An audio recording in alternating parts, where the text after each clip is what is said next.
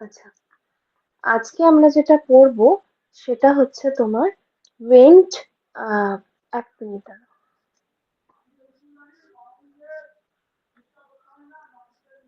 এক minute, just minute.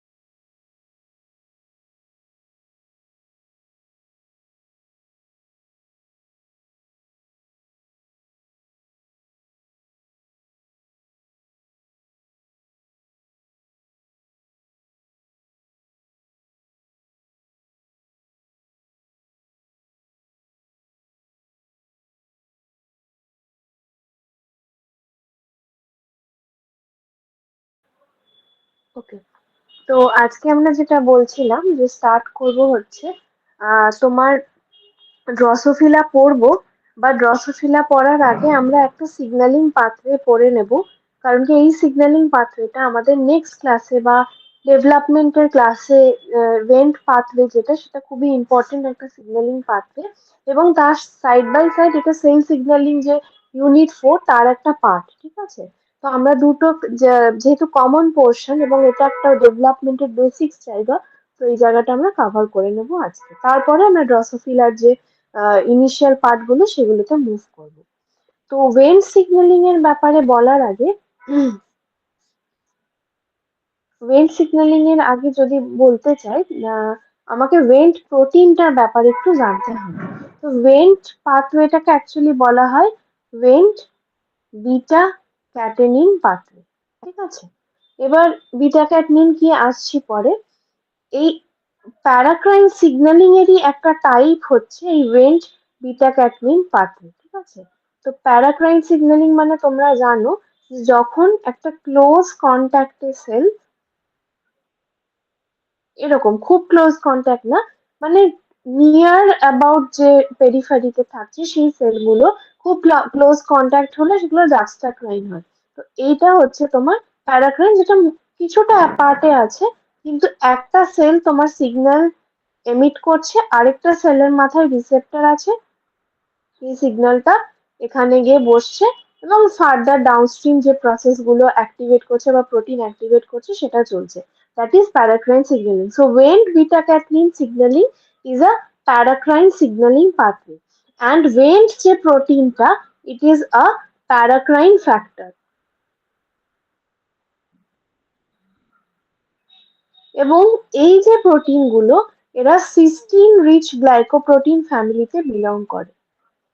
Sistine rich glycoprotein ফ্যামিলিতে belong করে। গ্লাইকোপ্রোটিন শুনেই বোঝা যাচ্ছে যে প্রথমে প্রোটিন হিসাবে তৈরি হয়েছিল, দিয়ে পরে কোনো রকম গ্লাইকেশন হয়ে সেটা গ্লাইকোপ্রোটিন মডিফিকেশন হয়েছে। তার মানে এগুলো একটা পোস্ট ট্রান্সলেশনাল মডিফিকেশন হয়েছে এই প্রোটিনগুলোর মধ্যে। এবং এই ওয়েন্ট যখন তৈরি হয় তখন অ্যাকচুয়ালি দেখা যায় যে এই প্রথম যখন ওয়েন্ট তৈরি হলো সেটা অ্যাজ আ প্রোটিন মইটি যেরকম তৈরি হয় তৈরি হলো। During the post translational modification, যেটা কোথায় হয় পোস্ট ট্রান্সলেশনাল মডিফিকেশন, তোমরা তো সেল বায়োলজি পড়েছো, কোথায় হয়?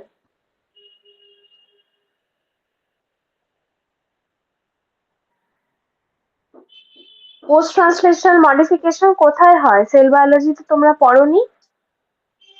সাইটোস।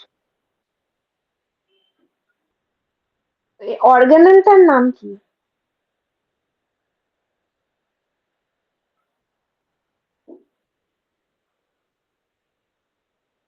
তোমাদের কিন্তু অলমোস্ট আর 4-5 মাস পরে পরীক্ষা, ঠিক আছে? এগুলো কিন্তু সবকটা ইউনিট ইন্টারকানেক্টেড, এবং নেটের প্রিপারেশন কিন্তু প্রচন্ড ভাবে ইন্টেন্স হতে হবে, যে মানে তুমি যদি নেট দেবে ভাবছো, তো তোমাকে এটা নিয়েই সারাক্ষণ ভাবতে হবে, ঠিক আছে? তো জানি না তোমরা কিভাবে কি পড়ছো না পড়ছো, দেখে নাও সেই জিনিসগুলো, বাট আমার মনে হয় এই জিনিসগুলোতে একটু টাইম দেওয়া উচিত। নর্মালি এটা হচ্ছে এন্ডোপ্লাজমিক রেটিকুলামের মধ্যে ভেন্টের তোমার পোস্ট ট্রান্সলেশনাল মডিফিকেশন হয়।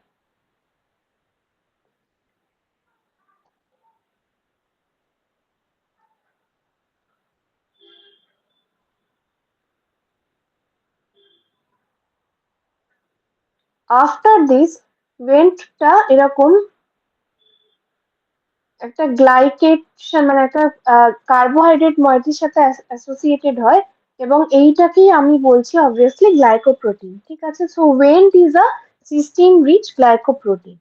দ্য নেক্সট থিং ইজ যে এবার সিগন্যালিং এর ক্ষেত্রে আমার দুটো ইম্পর্টেন্ট ফ্যাক্টর থাকে, একটা হচ্ছে লাইগ্যান্ড কে হবে, আর একটা হচ্ছে রিসেপ্টর কে হবে। তো ওয়েন্ট যে বিটা ক্যাটনিন পাথওয়ে, তার লাইগ্যান্ড অবভিয়াসলি হচ্ছে ওয়েন্ট, ঠিক আছে? WNT went. আর তোমার এই receptor is normally frizzle receptor. এখান থেকে প্রচুর কোয়েশ্চেন আসে। Frizzle receptor, and frizzle receptor is a 7 pass transmembrane receptor.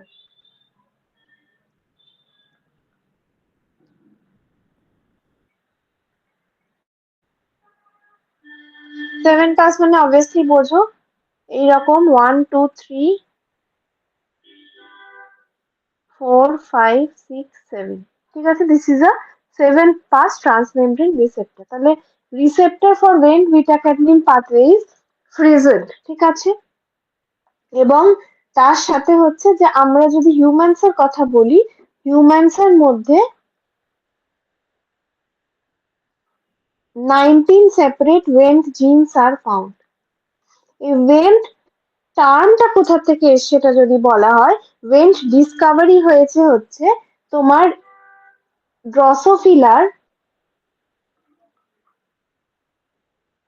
ড্রসোফিলার উইংলেস উইংলেস বলে একটা প্রোটিন আছে। অ্যাকচুয়ালি এই প্রোটিনটা, এই জিনটা মিউটেটেড হলে তোমার যে ফ্লাইটা হয় তার উইং থাকে না, তো ওই জন্য ওখান থেকে নাম এসছে উইংলেস। তো ডেভেলপমেন্টাল বায়োলজি ফার্স্ট ক্লাসে বলেছিলাম যে নামগুলো অনেক সময় মিউটেটেড ভ্যারাইটি থেকে আসে, ঠিক আছে? তো উইংলেস তার মানে উইংলেস জিনটা যখন মিউটেটেড হয়ে যায়, তখনই অ্যাকচুয়ালি উইংটা থাকে না, ঠিক আছে? উইংলেস। এবং হিউম্যান বা ভার্টিব্রেটস এর ক্ষেত্রে ইন্টিগ্রেটেড বলে একটা জিন আছে,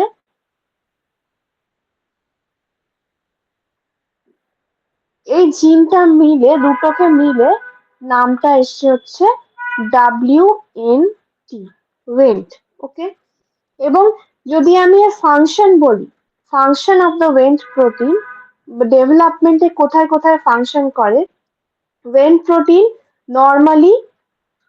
ফার্স্ট হচ্ছে তোমার এই যে ইনসেক্ট বা ভার্টিব্রেট লিম্ব, তার মধ্যে polarity in insect and vertebrate limbs, polarity maintain করতে হেল্প করে। তাছাড়া স্টেম সেলের, তোমরা পড়েছিলে স্টেম সেল প্রলিফারেশনে হেল্প করে।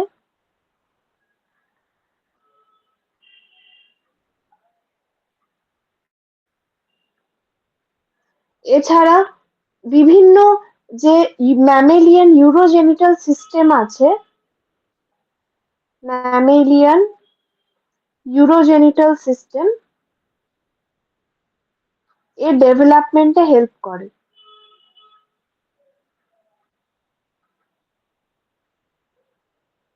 ওকে, এটা হলো। তো এইগুলো হচ্ছে মোটামুটি তোমার ওয়েন্টের ফাংশন। ওকে, এবার ওয়েন্ট যদি পাথওয়েতে আমি যাই, ওয়েন্ট সিগন্যালিং পাথওয়ে বেসিক্যালি আমি দুভাগে ভাগ করতে পারি।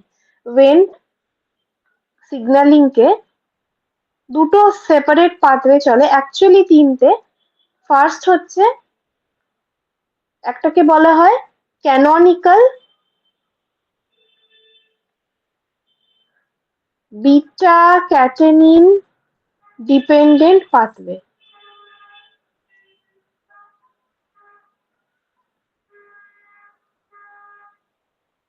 আরেকটা হচ্ছে নন canonical,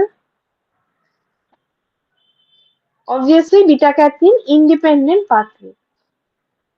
Non canonical beta cat independent pathway.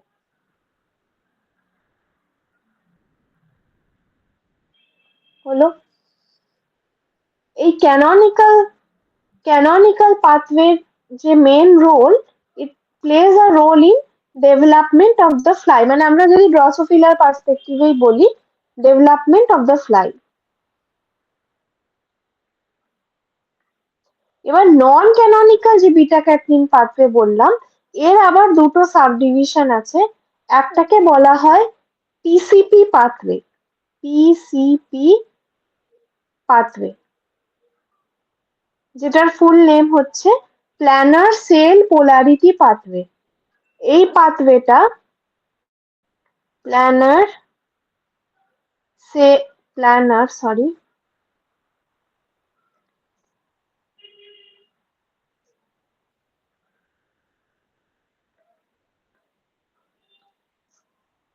Planner cell polarity pathway, এটা মেনলি তোমার যেটাতে হেল্প করে সেটা হচ্ছে সেলের মোটিলিটিতে। সেল মোটিলিটি, ডেভেলপমেন্টের সময় বিভিন্ন সেল মুভ করে বা সেল শেপ চেঞ্জ হয়, তো সেল মোটিলিটি বা সেলের শেপ রেগুলেট করাতে হেল্প করে পিসিপি পাথওয়ে। আরেকটা হচ্ছে went calcium pathway, Ca2+ pathway. এটা হচ্ছে মেনলি তোমার ক্যালসিয়াম রিলিজ করায় এবং সাইটোস্কেলিটাল রিঅ্যারেঞ্জমেন্ট করায়।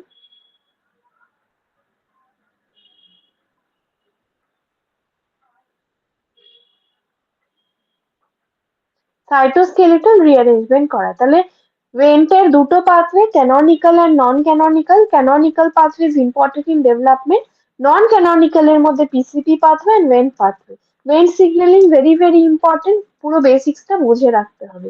তো প্রথমে আমরা যেটা স্টার্ট করব অবভিয়াসলি সেটা হচ্ছে ওয়েন্ট বিটা ক্যাটনিং ক্যানোনিক্যাল পাথওয়ে। ঠিক আছে, এটা এখানটায় ওয়েন্ট বিটা লেখা আছে, তো ওয়েন্ট বিটা ক্যাটনিং ক্যানোনিক্যাল পাথওয়ে। এবার কথা হচ্ছে যে ওয়েন্টটা বুঝলাম, আমার ওয়েন্টটা হচ্ছে লাইগেন্ড, লাইগেন্ড মানে যে মলিকিউলটা রিসেপ্টরে বসবে, এবং রিসেপ্টরটা আমি বুঝলাম ফ্রিজেল্ড। তাহলে বিটা ক্যাটনিনটা কি? বিটা ক্যাটনিন হচ্ছে এই পুরো সিস্টেমটায় একটা এফেক্টর মলিকিউল বা একটা ট্রান্সক্রিপশন ফ্যাক্টর।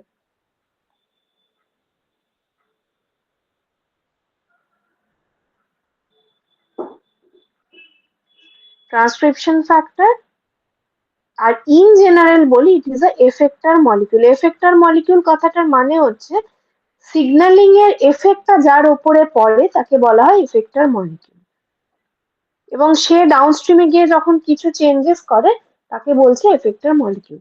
তো ক্যানোনিক্যাল পাথওয়েতে কি হয় আমরা এইটা দেখব। ফার্স্ট হচ্ছে যখন কোনো ওয়েন্ট বাউন্ড নেই, মানে ওয়েন্ট লাইগেন্ডটা যখন নেই, ঠিক আছে, নো ওয়েন্ট। প্রথমে এই লেফট হ্যান্ড সাইডেরটা দেখো, নো ওয়েন্ট। এখানে দেখো ফ্রিজেলড আমি বললাম রিসেপ্টর, যেটা ভায়োলেট কালারের দেওয়া আছে, ফ্রিজেল রিসেপ্টর। এবং এইখানে আরো দুটো জিনিস থাকে, সেটা হচ্ছে LRP56 এন্ড LGR। এরা কারা? এরা হচ্ছে কো রিসেপ্টর। তাহলে এইখানে কো রিসেপ্টর হচ্ছে LRP56 অ্যান্ড LGR। ঠিক আছে, আচ্ছা। তো যখন ওয়েন্ট নেই, অবভিয়াসলি ফ্রিজেলডে এসে, ফ্রিজেলটা হচ্ছে রিসেপ্টর, এখানে এসে আমার ওয়েন্ট বাইন্ড করবে না, কারণ ওয়েন্ট তো নেই সিস্টেমে, তো রিসেপ্টরটা ফ্রি আছে।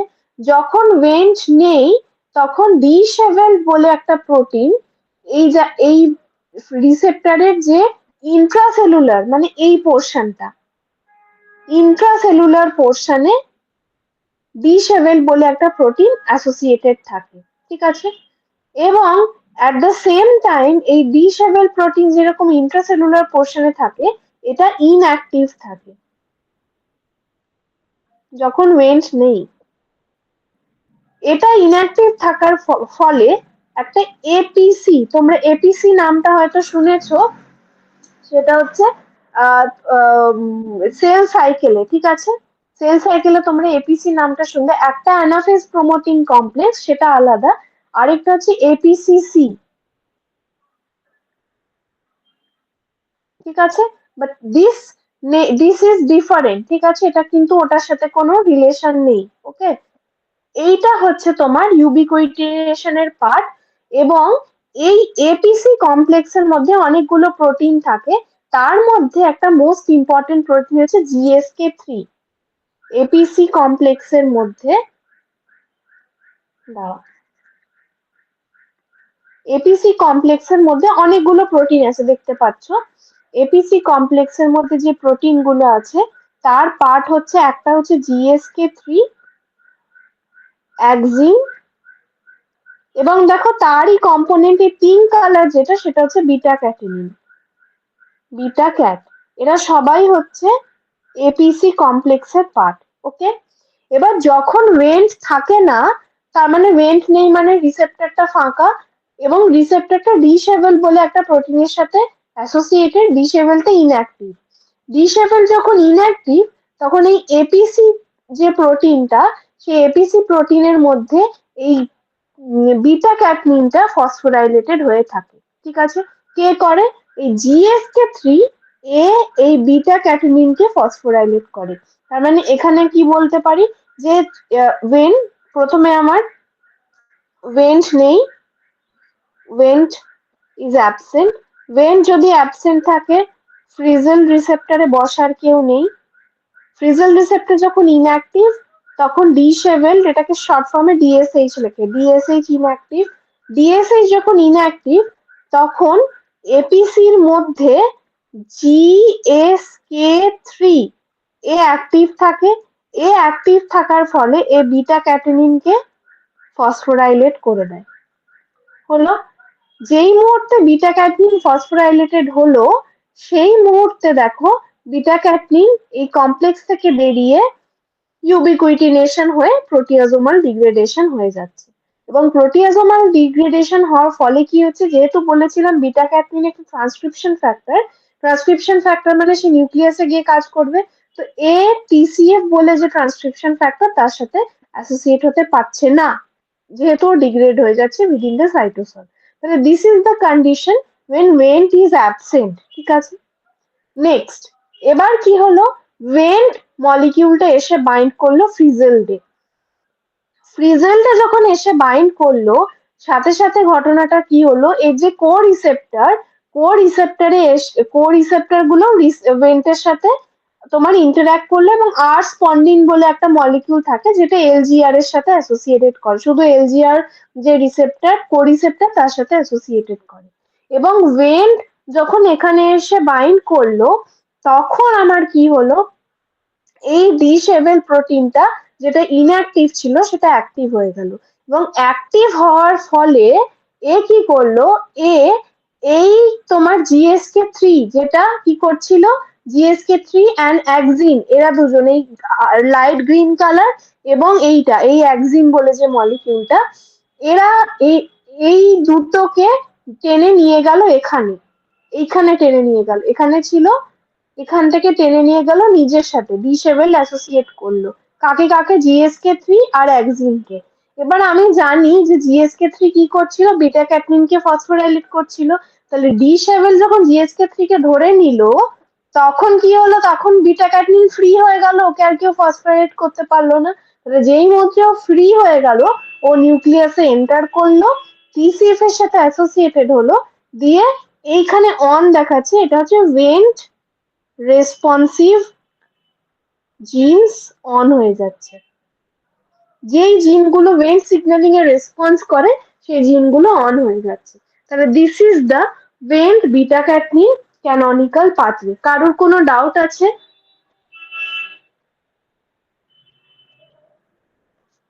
ডাউট নেই।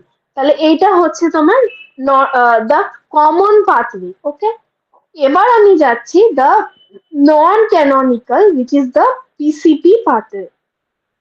এখানে দুটো পাথওয়ে বললাম, নন ক্যাননিক্যাল একটা পিসিপি একটা ক্যালসিয়াম। তো যেহেতু পিসিপি পাথওয়ে বলছি, এখন এই ফিগার বিটা তোমরা দেখবে, ঠিক আছে?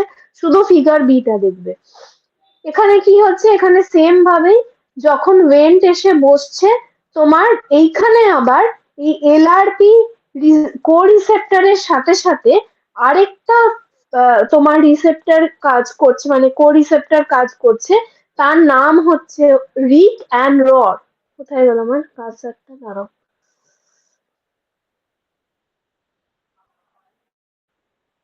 হুম, হ্যাঁ, এই দেখো, ভেন্ট এসে অ্যাসোসিয়েটেড করছে, যেমন নিজের ফ্রিজেল রিসেপ্টরের সাথে বাইন্ড করছে, সেটাও যেরকম হচ্ছে আরো দুটো রিসেপ্টর থাকে, তার নাম হচ্ছে রিক অ্যান্ড রড। এই Ryk and ROR receptor along with this common pathway এরা অ্যাক্টিভেট করছে রো জিটিপেজদের। এবং রো জিটিপেজ আমরা জানি যে সাইটোস্কেলিটন রিঅর্গানাইজেশনে হেল্প করে। তাহলে আর কিছুই না, এই প্ল্যানার সেল পোলারিটি পাথওয়েতে দুটো ইম্পর্টেন্ট, যেখানে সব ডিটেলটা লেখা আছে।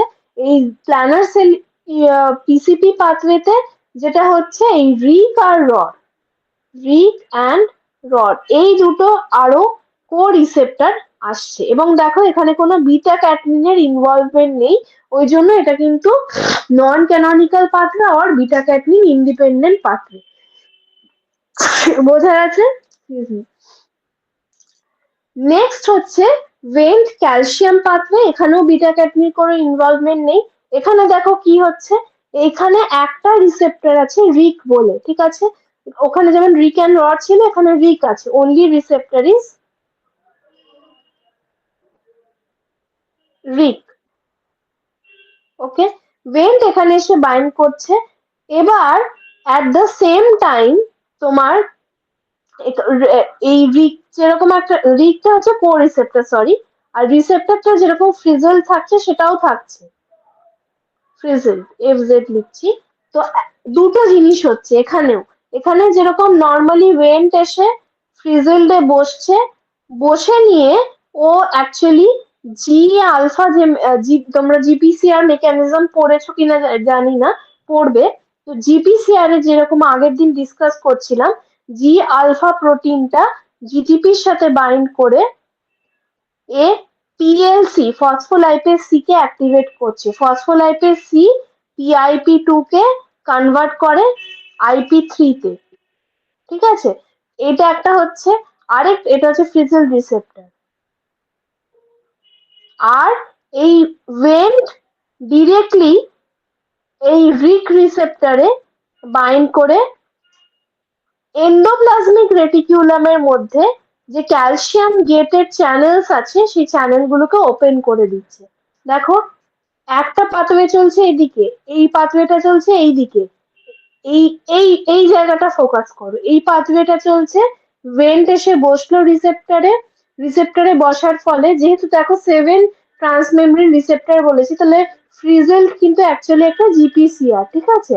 জি প্রোটিন কাপল রিসেপ্টর। এখানে দেখো জি প্রোটিন কাপল করা আছে। জি প্রোটিন কাপলের কথা বলেছিলাম, যে যখন জি প্রোটিনটা জিটিপির সাথে বাইন্ড থাকে তখন অ্যাক্টিভ থাকে, আর যখন জিডিপির সাথে বাইন্ড থাকে তখন ইনঅ্যাক্টিভ থাকে। দেখো এখানে জিটিপির সাথে বাইন্ড করে আছে, তো অ্যাক্টিভ হলো, দিয়ে PLC phospholipase C K activate করলো, সে মেমব্রেন বাউন্ড পিআইপি2 কে আইপি3 তে কনভার্ট করলো, এবং এই আইপি3 গিয়ে বসলো হচ্ছে এন্ডোপ্লাজমিক রেটিকিউলামের মাথায়। কিছু আইপি3 গেটেড চ্যানেলস আছে, এই আইপি3 গেটেড চ্যানেলস মানে আইপি3 যখন সেখানে গিয়ে বসবে গেটগুলো খুলে যাবে। আইপি3 গেটেড চ্যানেলস এ বসার ফলে ভেতর থেকে সব ক্যালসিয়াম, এন্ডোপ্লাজমিক রেটিকুলামের ভেতরে জানো প্রচুর ক্যালসিয়াম স্টোরেজ থাকে, তো সেই ক্যালসিয়াম প্রচুর পরিমাণে সাইটোসলে বেরোতে থাকলো, ঠিক আছে। এবং ফার্দার এই ক্যালসিয়াম গিয়ে কি করলো, অনেকগুলো ও ডাউনস্ট্রিম প্রোটিনকে রেগুলেট করতে থাকলো। এটা গেল এই দিকের পাথওয়েটা। আর এই সেম পাথওয়েতে চলে ভেন কোরিসেপ্টর রিকের সাথে অ্যাসোসিয়েটেড করে ডিরেক্টলি এই রিক কি করে, এই আইপি3 গেটেড ক্যালসিয়াম চ্যানেল গুলোকে ওপেন করে, ঠিক আছে, ডিরেক্টলি ইনফ্লুয়েন্স করে। এই পুরো এই পিআইপি2 কনভার্সনটা লাগে না, ডিরেক্টলি ও আইপি3 গেটেড ক্যালসিয়াম চ্যানেলস গুলোকে ওপেন করে সেম কাজ করছে। মানে দুটোর টার্গেটটা সেম, কিন্তু দুটোর মানে জার্নিটা আলাদা, ঠিক আছে। তাহলে ওয়েন্ট পাথওয়ে এই জিনিসটা হলো, ঠিক আছে, যেটা যেরকম প্ল্যানার সেল পোলারিটি পাথওয়েতেও হয়েছিল। নর্মালি ভেনটা ফ্রিজেলটা বসলো, ডি7টা ডিরেক্টলি রো জিটিপিএস কে অ্যাক্টিভেট করলো। আর এখানে কি হচ্ছে, এখানে ফ্রিজেলডে না বসে রিক অ্যান্ড রডে আবার বসলো, বসে ডিরেক্টলি রো জিটিপিএস কে। তাহলে একটা হচ্ছে কনভেনশনাল দিয়ে যাচ্ছে, একটা আনকনভেনশনাল দিয়ে যাচ্ছে, ঠিক আছে। দুটো সেম পাথওয়েতে হচ্ছে, কিন্তু একটাই ডিফারেন্স, এই আগেরটার সাথে এখানে কোনো বিটা ক্যাটনিন ফর্মেশন হচ্ছে না। দেখো কোথাও কোনো বিটা ক্যাটনিনের কোনোই মেনশন নেই বা কোনো ছবি দেওয়া নেই। তাহলে এইগুলো হচ্ছে বিটা ক্যাটনিন ইন্ডিপেন্ডেন্ট পাথওয়ে। এর আন্ডারে দুটো পড়লাম, একটা পিসিপি পাথওয়ে, একটা হচ্ছে ওয়েন্ট ক্যালসিয়াম পাথওয়ে, ঠিক আছে। Any doubt?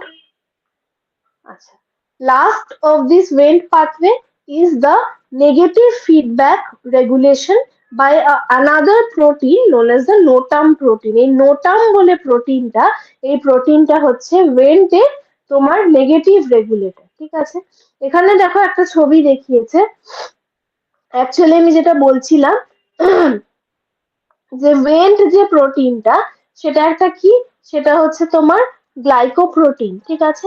এবার এর সাথে সাথে দেখা যাচ্ছে যে ওয়েন্ট যে প্রোটিনটা, সেটা কিন্তু যখন তোমার লিপিডেটেড থাকে তখন তোমার বেশি অ্যাক্টিভ থাকে। তো নোটাম যদি তুমি বলতে চাও, নোটাম প্রোটিনটা কিন্তু ওয়েন্টকে কন্ট্রোল করছে। মানে ওয়েন্টের অ্যামাউন্ট যখন বেড়ে যাচ্ছে বা ওয়েন্ট সিগন্যালিং কে যখন বন্ধ করতে হবে, তখন এই নোটাম এসে তাকে নেগেটিভ ফিডব্যাক রেগুলেশন আমরা যাকে বলি, সেটাই।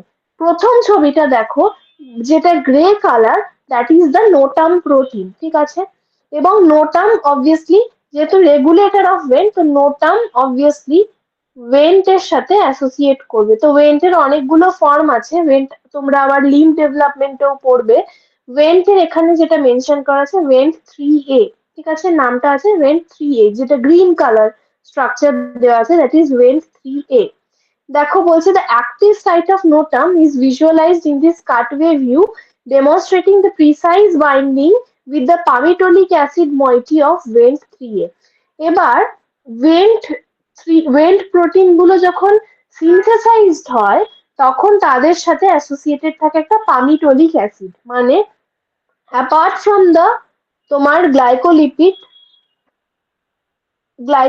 আমি sorry glycoprotein, apart from the glycation, আমার ওয়েন্টের সঙ্গে অ্যাসোসিয়েটেড থাকে একটা পামিটোলিক অ্যাসিড,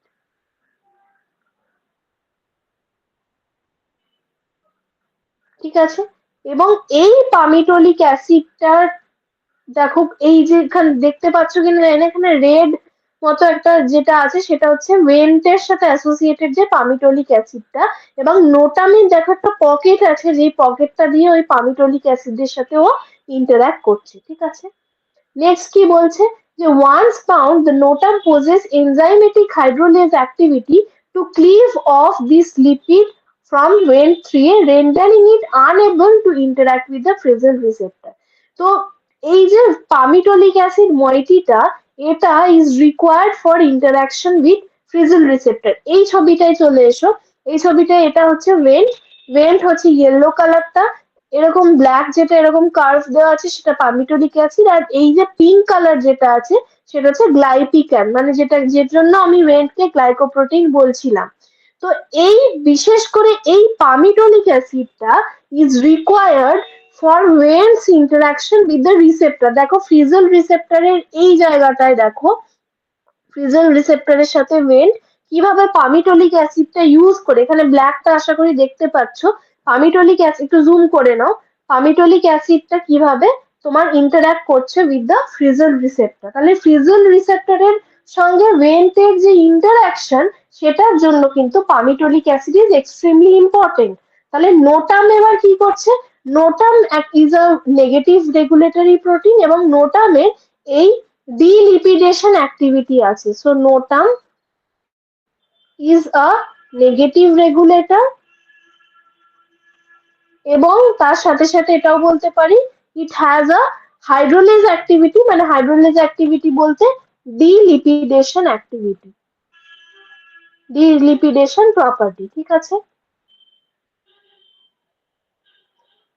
তাহলে নোটাম কি করছে, এই যে পামিটোলিক অ্যাসিড এই জায়গাটাকেও কেটে দিচ্ছে, ঠিক আছে। তাহলে যদি আমি এই পামিটোলিক অ্যাসিডটাকে কেটে দিই, নোটাম যদি কেটে দেয়, তাহলে কি হবে, তাহলে অবভিয়াসলি ইন্টারাকশনটা করতে পারবে না, যেটা এখানে হচ্ছে। দেখো এখানে দেখো নোটাম, এই জায়গাটা আমি পরে বোঝাচ্ছি, নোটাম দেখো কেটে দিচ্ছে পামিটোলিক অ্যাসিডটাকে। যখন পামিটোলিক অ্যাসিডটা রিমুভ হয়ে গেছে ভেন্টের থেকে, দেখো আর ভেন্ট এসে রিসেপ্টরে বসতে পারছে না, যেটা এখানে হচ্ছিল। এখানে কিন্তু এই রিসেপ্টরের সাথে ইন্টারাকশনটা হচ্ছিলই পামিটোলিক অ্যাসিডের দিয়ে। যেই নোটাম, এই এই যে অরেঞ্জ কালার প্রোটিনটা, এটা হচ্ছে নোটাম। নোটাম যেই এই ব্ল্যাক কালার পামিটোলিক অ্যাসিডটাকে সরিয়ে দিল, ওই মুহূর্ত থেকে ভেন্ট আর ফ্রিজেলড এসে বসতে পারছে না। এবং সারপ্রাইজিংলি এই ঘটনাটা হয়, এই যে আমরা ওয়েন্ট সিগন্যালিংটা পড়লাম, ওয়েন্ট সিগন্যালিং এর একটা সাইড এফেক্ট বা একটা মানে কি বলবো, এই যে আমরা বলছি যে ওয়েন্ট ডিপেন্ডেন্ট পাথওয়ে, ওয়েন্ট কিন্তু এই নোটাম প্রোটিনকে নিজেই তৈরি করে, মানে ওয়েন্টের সিগন্যালিং এই নোটাম প্রোটিনকে নিজেই তৈরি করে নিজের অ্যামাউন্ট রেগুলেট করার জন্য। তো যখন অনেকটা সিগন্যালিং চলছে চলছে চলছে, দেখো একটা জিন হচ্ছে নোটাম জিন, এই নোটাম জিনকেই ও কন্ট্রোল করছে। মানে আমি যদি তোমাকে এইভাবে বোঝাতে চাই, এই হচ্ছে আমার ওয়েন্ট প্রোটিন তৈরি হলো, এর গায়ে আছে পামিটোলিক অ্যাসিড, এ এসে বসলো ফ্রিজল রিসেপ্টরে, 7 পাস ট্রান্সমেমব্রেন রিসেপ্টর। ফ্রিজল রিসেপ্টরে বসার সময় এই ওয়েন্ট এই মইটিটা দিয়ে ধরো রিসেপ্টরের সাথে ইন্টারঅ্যাক্ট করছে, ঠিক আছে। এবার অবভিয়াসলি আমি যদি ক্যানোনিক্যাল পাথওয়ে দিয়ে এগোই, ক্যানোনিক্যাল পাথওয়েতে যখন ওয়েন্ট এসে বসছে, তখন এখানে আমার আসছে ডি7 প্রোটিনটা অ্যাক্টিভেটেড হচ্ছে। ডি7 প্রোটিন আমার জিএসকে3 কে ধরে ফেলছে, জিএসকে3 কে যখন ধরে ফেলছে, তখন বিটা ক্যাটেনিন অ্যাক্টিভেটেড হচ্ছে এবং বিটা ক্যাটেনিন যেহেতু ফসফোরাইলেটেড নয়, ওই জন্য নিউক্লিয়াসে এন্টার করছে। এবার এই যে নিউক্লিয়াসে এন্টার করছিল করে, টিসিএফ যে ট্রান্সক্রিপশন ফ্যাক্টর, টিসিএফ এর সাথে বিটা ক্যাটনিন জুড়ছিল, দিয়ে ট্রান্সক্রিপশন করছিল। কার ট্রান্সক্রিপশন করছে, অনেক কটা জিন, তার মধ্যে একটা ইম্পর্টেন্ট জিন হচ্ছে নোটাম। এই নোটামের ট্রান্সক্রিপশন হলো, ট্রান্সলেশন হলো, নোটাম প্রোটিন তৈরি হলো। এটা ধরো ট্রায়াঙ্গেল করে আঁকছি, নোটাম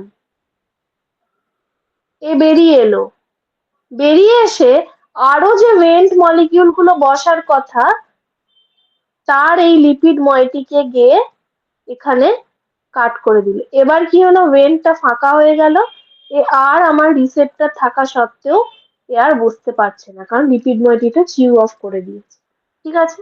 তাহলে এই হচ্ছে তোমার the negative regulation of went.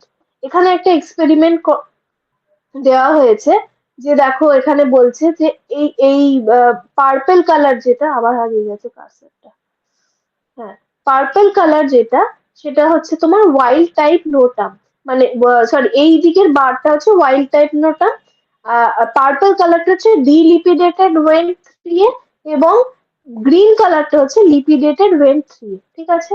এইবার একে টেস্টিং করছে ইন্টেন্সিটি অফ দ্য ইন্টারাকশন, ঠিক আছে। বলছে the data shown here demonstrate the requirement of this hydrolase function for appropriate delipidation. Notam lacking its enzymatic activity is unable to remove the lipid from vein 3A, the delipidated হচ্ছে purple bars as compared to wild type notam, ঠিক আছে। তাহলে এই এই যে আবার হারিয়ে গেল, হ্যাঁ, এই যে জিনিসটা এটা হচ্ছে ওয়াইল্ড টাইপ নোটাম, মানে নোটামটা ঠিকঠাক আছে। আর এই যে এই জায়গাটায় দেখাচ্ছে এনজাইমেটিক্যালি ডেফিসিয়েন্ট নোটাম, মানে নোটামটা কোনোভাবে মিউটেটেড আছে, নোটামটা মিউটেটেড আছে। তাহলে যেখানে ওয়াইল্ড টাইপ নোটাম ওখানে তোমার এফিসিয়েন্ট ইন্টেন্সিটি অফ তোমার এক্সপ্রেশন দেখাচ্ছে যে ডিলিপিডেটেড ওয়েভ থ্রি এর বেশি হচ্ছে দেন, মানে যত বেশি ও ডিলিপিডেশনটা করতে পারছে because of wild type notum, আর এটা হচ্ছে লিপিডেটেড ওয়েভ থ্রি। এবার যখন সাইড বাই সাইড নোটাম যখন তোমার ইনঅ্যাক্টিভ হয়ে যাচ্ছে বা মিউটেটেড হয়ে যাচ্ছে, তখন দেখো ডিলিপিডেশন যেটা পার্পল কালার সেটা একদম কমে গেছে, আর লিপিডেটেড ওয়েন থ্রি এর অ্যামাউন্ট অনেক বেড়ে গেছে। ঠিক আছে, এবার তোমার কোয়েশ্চেন আসতে পারে যে নোটাম যখন ওয়াইল্ড টাইপে আছে তাহলে তাও কেন লিপিডেটেড ওয়েন থ্রি এর কিছু অ্যামাউন্ট আসছে। না, আনসার ইজ, দেখো প্রথম যখন সিগন্যালিং শুরু হচ্ছে তখন তো ওয়েন্টের মধ্যে পামিটোলিক অ্যাসিড থাকছে, ওই জন্য সেটাকে আমি ওইভাবে গ্রিন বার দিয়ে ডিনোট করছি। তারপরে সিগন্যালিং কিছুটা হওয়ার ফলে ফলে যখন নোটাম জমছে তখন গিয়ে আমার ডিলিপিডেশনটা স্টার্ট হচ্ছে। ঠিক আছে, ওই জন্য তোমার গ্রিন বারটা থাকছে। আর নোটাম যখন অ্যাবসেন্ট তখন ডিলিপিডেশন মানে পামিটোলিক অ্যাসিড কি কাটার ইভেন্টটা বন্ধ হয়ে যাচ্ছে, ওই জন্য পার্পল কালারটা কমে যাচ্ছে। এই গ্রাফ গুলো থেকেই কিন্তু কোয়েশ্চেন আসে। ঠিক আছে, এই পাথওয়ে দিয়ে তোমাকে এত এরকম ভাবে কোয়েশ্চেন দেবে না। একটা এসেছিল যে negative regulator of wave signalling কি, পার্ট বি তে এসেছিল, সেটা তো বলতেই পারবে। বাট অনেক এই গ্রাফটা দিয়ে এখনো পর্যন্ত কোয়েশ্চেন আসেনি, বাট হাই চান্সেস আর দেয়ার যে এখান থেকে আসতে পারে। ঠিক আছে, তো এটা গেল তোমার, এইখানটা লেখা আছে পুরো জিনিসটা যেটা বললাম, এটা গেল তোমার ওয়েভ সিগন্যাল।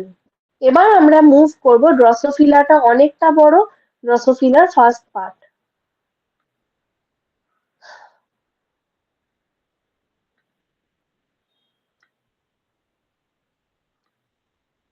কারোর বুঝতে অসুবিধা হয়েছে ওয়েভ সিগন্যালিং?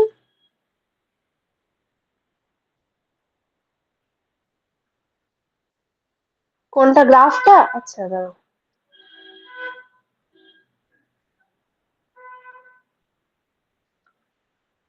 আচ্ছা আমি এখানে এঁকেই বলছি। হ্যাঁ, দেখো প্রথমে কি করেছে, প্রথমটায় দেখো, প্রথমে এখানে নিয়েছে ওয়াইল্ড টাইপ নোটাম, মানে যেটা প্রপারলি ফাংশন করছে। আরেকটা নিয়েছে মিউটেটেড নোটাম। মিউটেটেড নোটাম মানে সে কি করতে পারবে না, সে ডিলিপিডেশন করতে পারবে না। ঠিক আছে, এবার এখানে মেজার করছে অ্যামাউন্ট অফ ডিলিপিডেটেড উইন্ড থ্রি এ, মানে কোন ওয়েন্ড থ্রি এ গুলোর মধ্যে এই জিনিসটা আছে আর কোনগুলোর মধ্যে নেই। এটা হচ্ছে এই শুধু ওয়েন্ড যেটা লিখেছি এটা হচ্ছে ডিলিপিডেটেড, আর এটা হচ্ছে লিপিডেটেড।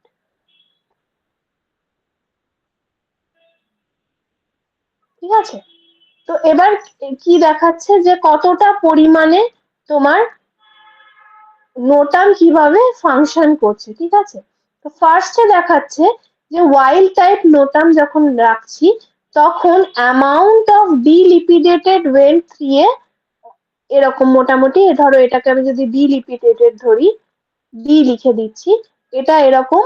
আর তার থেকে একটু কম হচ্ছে তোমার লিপিডেটেড ওয়েন থ্রি এ। কেন?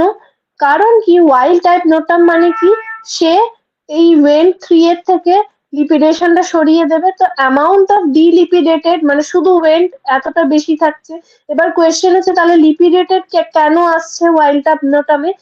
তার কারণ হচ্ছে যখন সিগন্যালিংটা শুরু হচ্ছে নোটামের তৈরি হওয়ার জন্যও তো এই সিগন্যালিংটা লাগবে, এবং তৈরি হওয়ার জন্যও লিপিডেটেড ওয়েন থ্রি এ লাগবে। তো যদি আমার লিপিডেটেড ওয়েন থ্রি নাই থাকে তাহলে নোটাম থাকবে না। তো কিছুটা পরিমাণ কম হলেও দেখো কমছে, কম হলেও তোমার লিপিডেটেড ওয়েন মানে এই জিনিসটা যেটা নর্মালি সিনথেসাইজ হয় সেই জিনিসটা থাকছে। বোঝা গেছে? এই অবধি বুঝেছো কিনা বলো, তাহলে প্রসিড করবো। হ্যাঁ, এবার হচ্ছে মিউটেটেড নোটাম। মিউটেটেড নোটাম মানে সে এই পামিটোলিক অ্যাসিডকে কাটতে পারবে না, মানে ডিলিপিডেশন করাতে পারবে না। পামিটোলিক অ্যাসিডটা কি লিপিড, তাহলে লিপিডকে সরালে ডিলিপিড, তাহলে ডিলিপিডেশন করাতে পারবে না যখন মিউটেটেড থাকছে। তাহলে তখন দেখো এই যদি আমার ডিলিপিডেশন করাতে না পারে, তাহলে ওয়েনটা মানে যে ওয়েন 3 এটা সেটা কিরকম অবস্থায় থাকবে, সব কটা এরকমই থাকবে, লিপিডেটেড স্টেটেই থাকবে, কারণ নোটাম তো কাটতে পারছে না। তাই জন্য এই লিপিডেটেড এর অ্যামাউন্টটা বেড়ে যাচ্ছে প্রচুর, এটা হচ্ছে লিপিডেটেড। এবং সাইড বাই সাইড এই যেটা এখানে এরকম ছিল সেটা একদম অলমোস্ট নীল হয়ে যাচ্ছে delipidated, because the enzyme is mutated. এইটাই গ্রাফটা বলেছে, ঠিক আছে? বুঝতে পেরেছো? ওকে, আচ্ছা, এবার আমরা চলে যাই একটু ড্রসোফিলাতে। ড্রসোফিলা থেকে প্রচুর কোয়েশ্চেন আসে। ডেভেলপমেন্টাল বায়োলজির মোস্ট ইম্পর্টেন্ট পার্ট হচ্ছে তোমার ড্রসোফিলা। সি এলিগেন্স বা এগুলো যতদূর যা পড়েছি, ড্রসোফিলা থেকে একটা না একটা কোয়েশ্চেন আসেই প্রত্যেকবার। সি এলিগেন্স থেকে প্রত্যেকবার না আসলো কি না আসলো, আসে, ভেরি ইম্পর্টেন্ট। বাট তোমার ড্রসোফিলা থেকে আসবেই, ঠিক আছে? তো ড্রসোফিলা আমাদের অনেকটাই বড় এবং আস্তে আস্তে আমরা একটা একটা করে পার্ট ধরবো।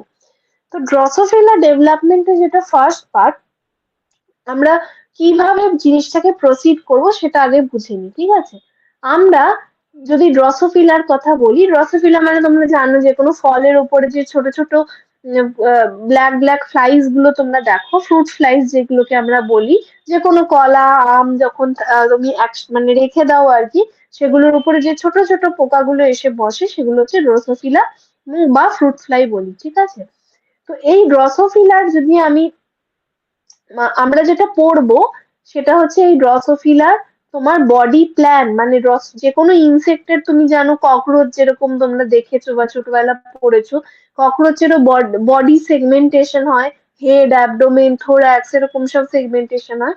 তো ড্রসোফিলারও কিছু সব ইনসেক্টস এর মতো কিছু সেগমেন্টেশন প্যাটার্ন আছে।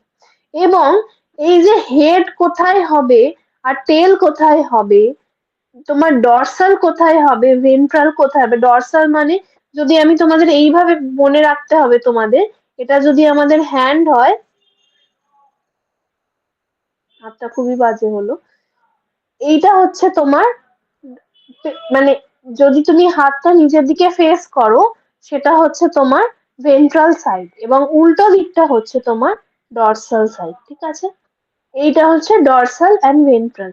তো বা তুমি যদি নিজের বডিকে ইমাজিন করো, তোমার পিঠের দিকটা হচ্ছে ডর্সাল সাইড, সামনের দিকটা হচ্ছে ভেন্ট্রাল সাইড, ঠিক আছে? তো যেরকম আমাদের আছে সেরকম ইনসেক্টেরও আছে।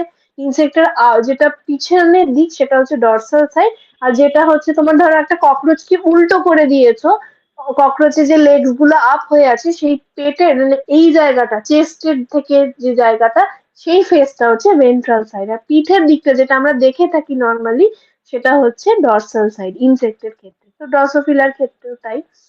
এবার ড্রসোফিলা ডেভেলপমেন্টের জন্য এটা বুঝতে হবে যে অনেকগুলো জিনস আমরা পড়বো, ঠিক আছে? প্রচুর জিনস আছে, প্রচুর জিনসের নাম আছে, তাদের সেগমেন্টেশন আছে এবং তাদের মিউটেশন কন্ডিশন আছে। আমরা আস্তে আস্তে পড়বো, কিন্তু প্রত্যেকটা ইম্পর্টেন্ট, কোনোটা ভুলে গেলে চলবে না। জিনের নাম অনেকবার করে পড়তে থাকতে হবে, তবে গিয়ে সেগুলো মনে থাকবে।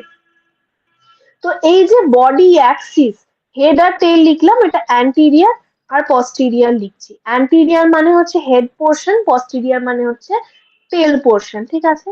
তো এই যে অ্যান্টিরিয়ার পস্টিরিয়ার, এটাকে বলা হয় অ্যান্টিরিয়ার পস্টিরিয়ার অ্যাক্সিস, আর এইটাকে বলা হয় ডরসো ভেন্ট্রাল অ্যাক্সিস, ঠিক আছে?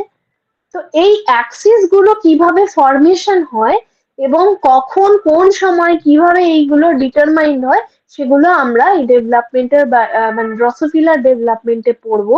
এবং কোন জিনগুলো কোন জায়গায় এসে কাজ করে সেগুলোও পড়বো, ঠিক আছে?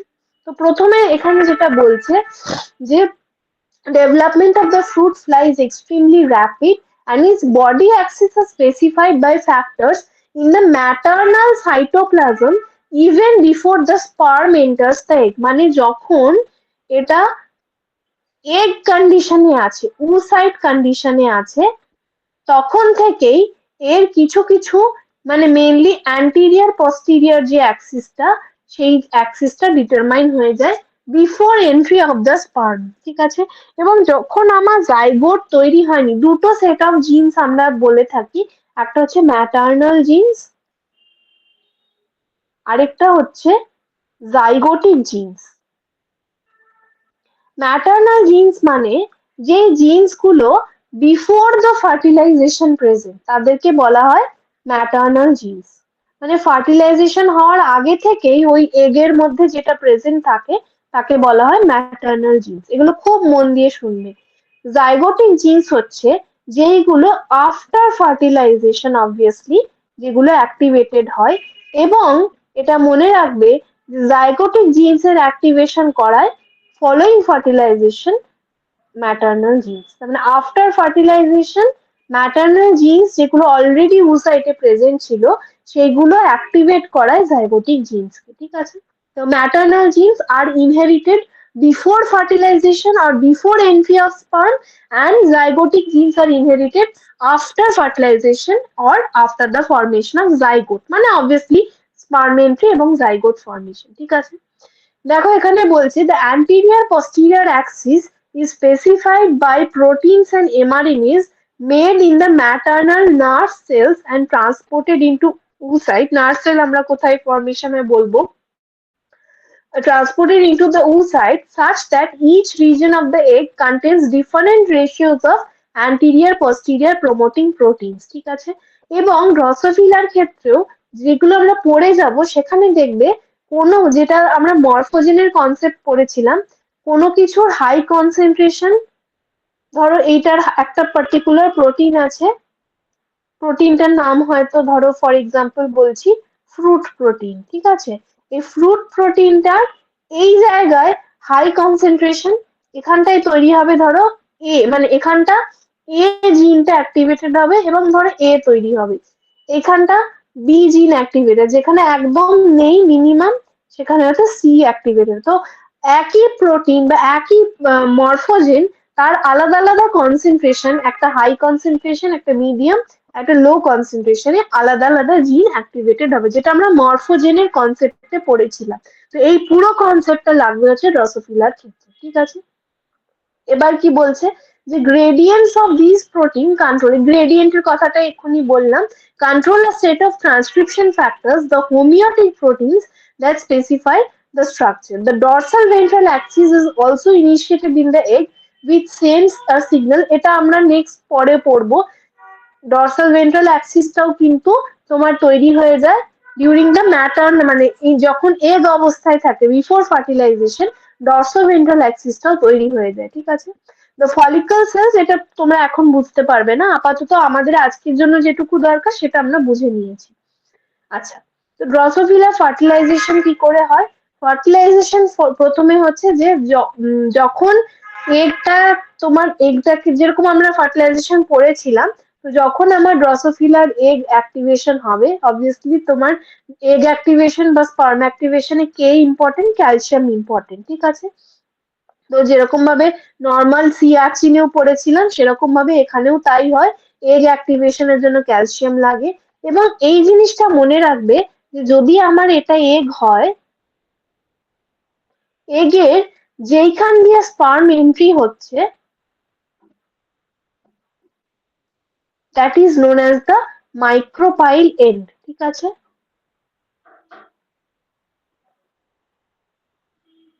হলো, এবং এইখানে অবভিয়াসলি যেরকম ভাবে টানেল করে এন্টার করে সেই রকম ভাবেই এন্টার করবে, দিয়ে ফার্টিলাইজেশন হবে এন্ড জাইগোট ফর্মেশন হবে। ঠিক আছে? এটা ডিটেলে গেলাম না, জাস্ট মাইক্রোপাইলটা বলার জন্যই বললাম।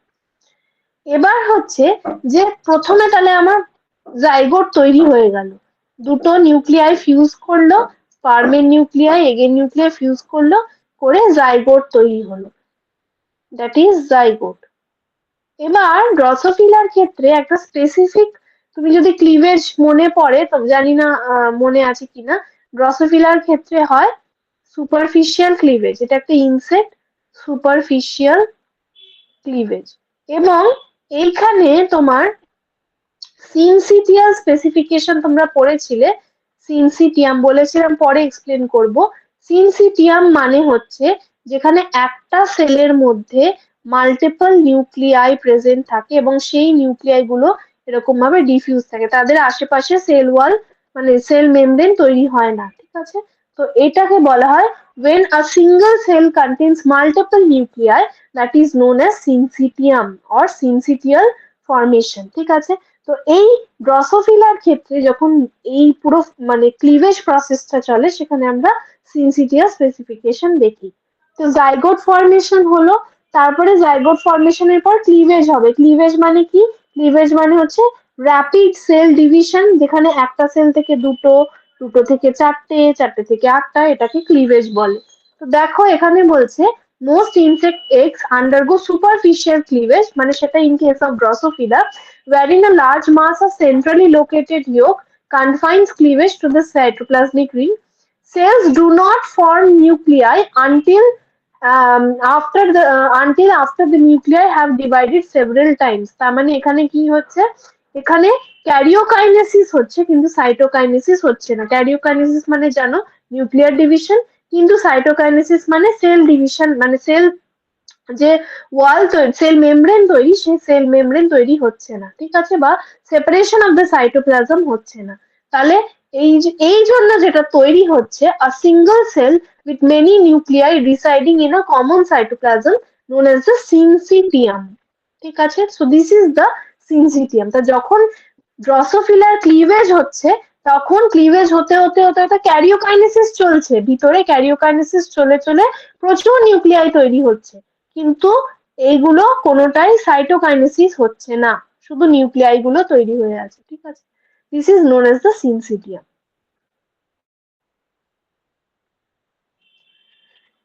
বলছে the zygote nucleus undergoes several nuclear divisions within the central portion. 256 nuclei are produced by a series of 8 nuclear division averaging 8 minutes each. The rapid rate of division is accomplished by uh, alternating S phase and M phase, যেটা আমরা বলেছিলাম বাইফেজিক cell cycle হয় ক্লিভেজের ক্ষেত্রে। বাইফেজিক cell cycle মানে যেখানে gap phase গুলোকে বাদ দিয়ে দেওয়া হয়, বাদ দিয়ে দেওয়ার ফলে খুব তাড়াতাড়ি ডিভিশন চলতে থাকে। ওই জন্য এইট ডিভিশন এইট ডিভিশনের সময় একটা এইরকম সেলের মধ্যে অ্যাপ্রক্সিমেটলি 256টা নিউক্লিয়াই জমে যায়, ঠিক আছে? During the ninth division cycle approximately 5 nuclei reach the surface of the posterior pole of the embryo, ঠিক আছে? তাহলে এটা যদি আমি এমব্রায়োটা আঁকি, এইটা ধরে নিলাম আমার পস্টিরিয়ার, এটা অ্যান্টিরিয়ার, এবং এই এতগুলো নিউক্লিয়ার মধ্যে 5টা নিউক্লিয়াই এই জায়গায় গিয়ে জমে যায়, ঠিক আছে? মানে মুভ করে, এখান থেকে মুভ করে 5টা নিউক্লিয়ার মুভ করে টু দ্য পস্টিরিয়ার পোল, এবং এই নিউক্লিয়াই গুলো এই স্টেজে নিজেদের আশেপাশে সেল মেমব্রেন অ্যাকোয়ার করে, এবং এই 5টা যে সেল হলো এদেরকে বলা হয় পোল সেলস। পোল সেলস এটা কখন হচ্ছে? During the ninth division. Eight division অব্দি 256টা নিউক্লিয়াই জমেছিল একটা সিঙ্গল সেলে। এখান থেকে এই জমা নিউক্লিয়ার মধ্যে 5টা নিউক্লিয়াই, ঠিক আছে, মুভ করলো পস্টিরিয়ার পোলে ডিউরিং দ্য নাইন্থ ডিভিশন, দিয়ে ফর্ম করলো পোল সেল। এই পোল সেল গুলো ইভেনচুয়ালি যখন অ্যাডাল্ট তৈরি হবে তার গ্যামেটস তৈরি করবে, ঠিক আছে? হলো, তাহলে এটা গেল নাইন্থ ডিভিশন। এবার বলছে at cycle 10 the other nuclei migrate to the cortex or periphery and the mitosis continues at a slower rate. During these stages the embryo is called syncytial blastodon. এখনো পর্যন্ত কোনো সেল মেমব্রেন হয়নি। তাহলে এই 10th ডিভিশনের পর থেকে আস্তে আস্তে রেট অফ সেল ডিভিশন বা রেট অফ নিউক্লিয়ার ডিভিশন কমতে থাকে, ঠিক আছে? তো 10th সাইকেলে গিয়ে কি হয়, এগুলো আস্তে আস্তে এবার পেরিফারিতে অ্যারেঞ্জ করতে শুরু করে, মানে যেটা পুরো সেলে এরকম এরকম ডিস্ট্রিবিউটেড ছিল নিউক্লিয়াই গুলো, পেরিফারিতে এরকম ভাবে অ্যারেঞ্জ হতে শুরু করে। আর এখানে তো 5টা পোল সেল ছিল। হলো, এই স্টেজটাকে বলছে সিনসিটিয়াল ব্লাস্টোডাম।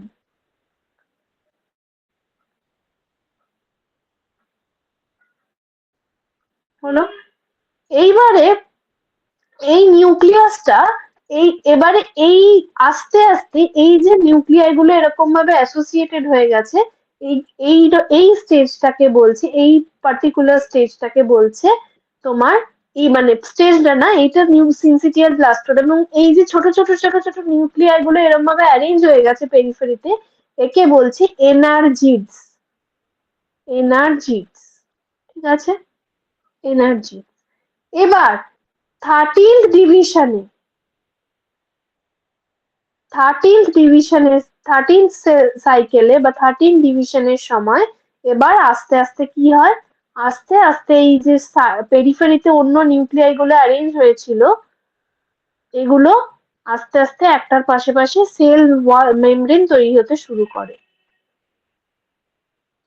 সেল মেমব্রেন তৈরি হতে শুরু করে। এবং এই পাঁচটা আমি একটু এরম ভাবে আঁকছি, 3, 4, 5।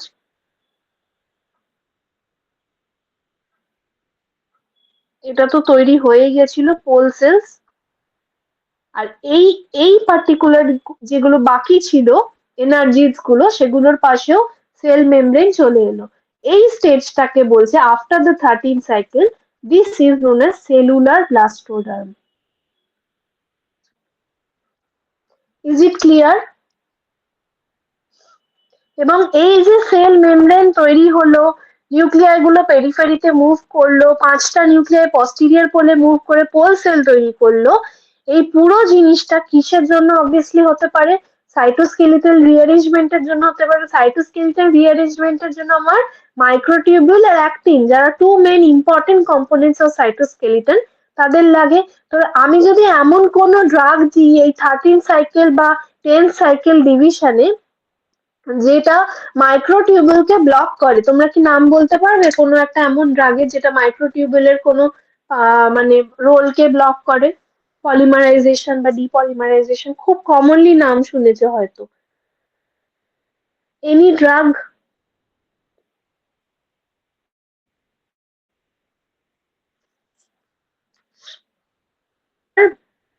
স্টপ করে, মাইক্রোটিউবুল পলিমারাইজ করে, ডিপলিমারাইজ করে।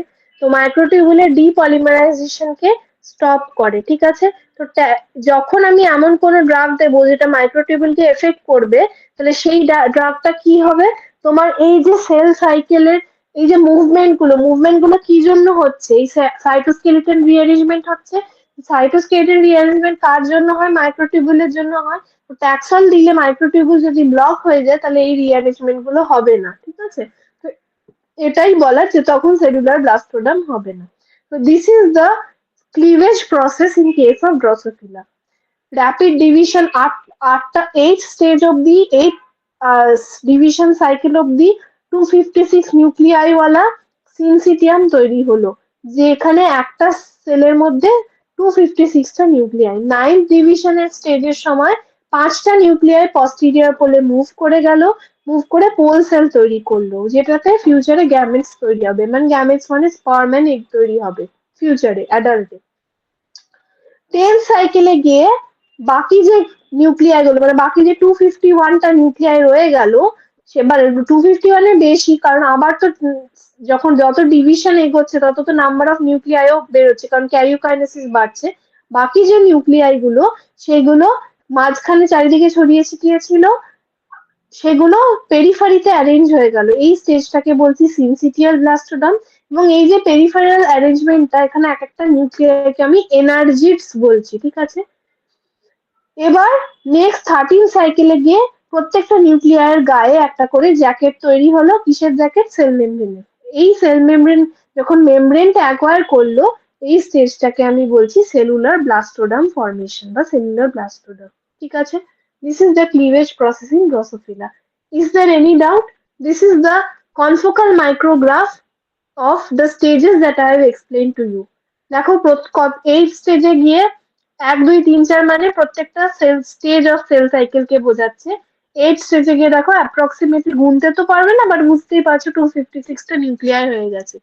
ডিউরিং দ্য 9th স্টেজ, এখানে পোল সেল এরকম ভাবে বুঝতে পারবে না। তুমি যদি এইখানটা দেখো, 12 স্টেজে দেখো, এখানে ছবিটাতে বোঝা যাচ্ছে না, 12 স্টেজে দেখো এইখানটায় একটু থিকেনিং আছে, এটা হচ্ছে তোমার ওই যে পাঁচটা নিউক্লিয়াস যারা মুভ করে পোল সেল তৈরি করেছিল, ঠিক আছে। দিয়ে তারপরে দেখো সাইডে পুরো অ্যারেঞ্জ হয়ে পুরো তোমার মেমব্রেন ফর্মেশন হয়েছে, ঠিক আছে? এখানে নট নেসেসারি যে আমি যে স্টেপে বলছি সেখানে ফটোটা ওরকম ভাবে ভিজুয়ালাইজ, খুব জুমড ইন ফটো হলে বুঝতে পারবে যে এখানে actually after the 9th stage তোমার এই পোল সেল ফর্মেশন হয়ে গেছে। যেহেতু 5টা সেল, ওই জন্য ঠিক ওরকম ভাবে বোঝা যাচ্ছে না, বাট এইখানটায় তুমি গিয়ে কিছুটা বুঝতে পারবে, এই যে এই জায়গাগুলোতে ফটোগুলোতে বুঝতে পারবে, ঠিক আছে? তাহলে দিস ইজ দ্য তোমার ক্লিভেজ ইন ড্রসোফিলা। ওকে, এবার হচ্ছে 13 সাইকেলের পরের ঘটনা। এতক্ষণ আমরা পড়লাম কি 13 সাইকেলে কি তৈরি হলো, সেলুলার ব্লাস্টোডাম। এরম এরম এরম এরম এরম সেল আছে, প্রত্যেকটার পাশে একটা করে জ্যাকেট আছে মেমব্রেনের।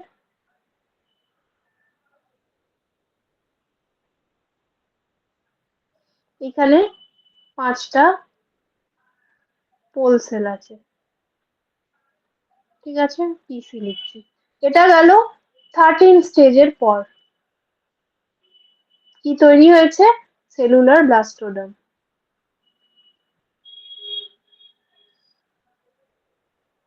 এবার হচ্ছে 14 সাইকেলের সময় যেটা হয়, এবার আস্তে আস্তে আফটার দ্য 14 সাইকেল আমার ম্যাটার্নাল যে জিনস গুলো, 14 সাইকেলের পর ম্যাটার্নাল জিনস গুলোর যে তোমার কন্ট্রোল, মানে এতক্ষণ যে মোটামুটি 13 স্টেজ অব্দি কন্ট্রোল করছিল ম্যাটার্নাল জিনস, ঠিক আছে? 14 সাইকেলের পর ম্যাটার্নাল জিনস গুলো নিজেদের যে ফাংশন সেটা হ্যান্ড ওভার করে দেয় তোমার জাইগোটিক জিনসকে। তাহলে hand over of functions from maternal genes to zygotic genes, মানে জাইগোট 13 সাইকেল অব্দি ম্যাটার্নাল জিনস বললো। ম্যাটার্নাল জিনস মানে কাদের বলেছি, যারা সাইটে মানে এগের মধ্যে বিফোর ফার্টিলাইজেশন থেকে প্রেজেন্ট, তারা এই 13 স্টেজ অব্দি টেনে টেনে এই কাজগুলো করলো। এবার ওরা 14 সাইকেল থেকে বলছে যে এবার আমাদের দ্বারা হচ্ছে না, এবার জাইগোট, যেহেতু জাইগোট ফর্মেশন হয়ে গেছে অলরেডি, তাহলে এবার তোমরা আস্তে আস্তে জিনিসগুলো টেক ওভার করো, ঠিক আছে? তাহলে এই যে transition from maternal genes to zygotic genes, this is known as mid-blastula transition, MBT.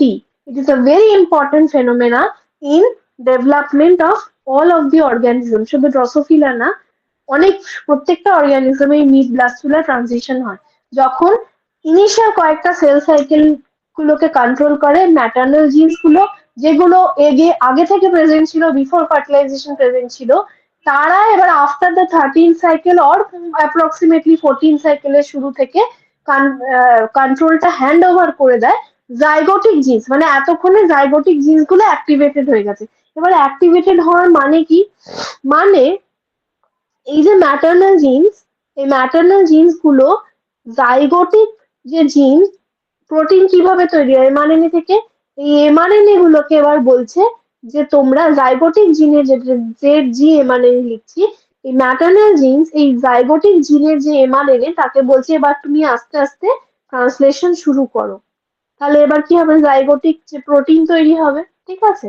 তাহলে ম্যাটার্নাল জিনস হ্যান্ড ওভার করার জন্য এই জাইগোটিক, এবার জাইগোটিক এমআরএনএ গুলো কতক্ষণ তৈরি হচ্ছিল, এই যে 13 সাইকেল যখন চলছিল, যখন ম্যাটার্নাল জিনস সব কাজ করছিল, তখন কিন্তু এমআরএনএ ফরম্যাটে অলরেডি তৈরি হয়ে আছে। এবার ওকে বলছে এবার তুমি টেক ওভার করার জন্য, এমআরএনএ তো টেক ওভার মানে সেলুলার ফাংশন তো এমআরএনএ করতে পারবে না, প্রোটিন করতে পারবে। এবার বলছে তুমি টেক ওভার করো। তো ওই জন্য ডিউরিং দিস 13 সাইকেলস এমআরএনএ ফরম্যাটে জাইগোটিক জিন তৈরি হয়েছিল। যেই 14 সাইকেল থেকে স্টার্ট হলো, অ্যাপ্রক্সিমেটলি 14 সাইকেল, তখন থেকে এই ট্রান্সলেশন শুরু হলো এবং জাইগোটিক যে জিন মানে প্রোটিন, এমআরএনএ থেকে প্রোটিন সিনথেসিস শুরু হলো। এই প্রসেসটাকে বলছে মিড ব্লাস্টুলার ট্রানজিশন, ঠিক আছে? তো দিস ইজ এমবিটি।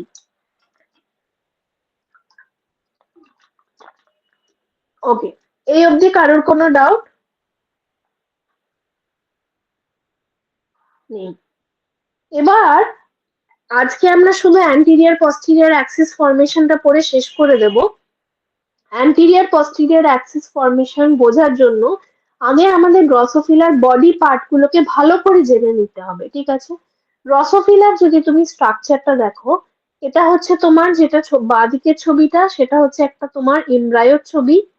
এবং এই কথাটা আমি বারবার বলবো, আমি ইন্টেনশনালি তোমরা দেখতে পাবে তোমাদের এখানে কিছু পিকচার্স, মানে যেগুলো বইয়ে আছে সেই পিকচার্স, যেরকম এই পিকচার গুলো ইন্টেনশনালি রেখেছি, আমি হাতেও আঁকতে পারতাম, কিন্তু এই যে ছবিগুলো, এই ছবিগুলো যেগুলো অ্যাটাচ করছি, এগুলো এতটা ইম্পর্টেন্ট।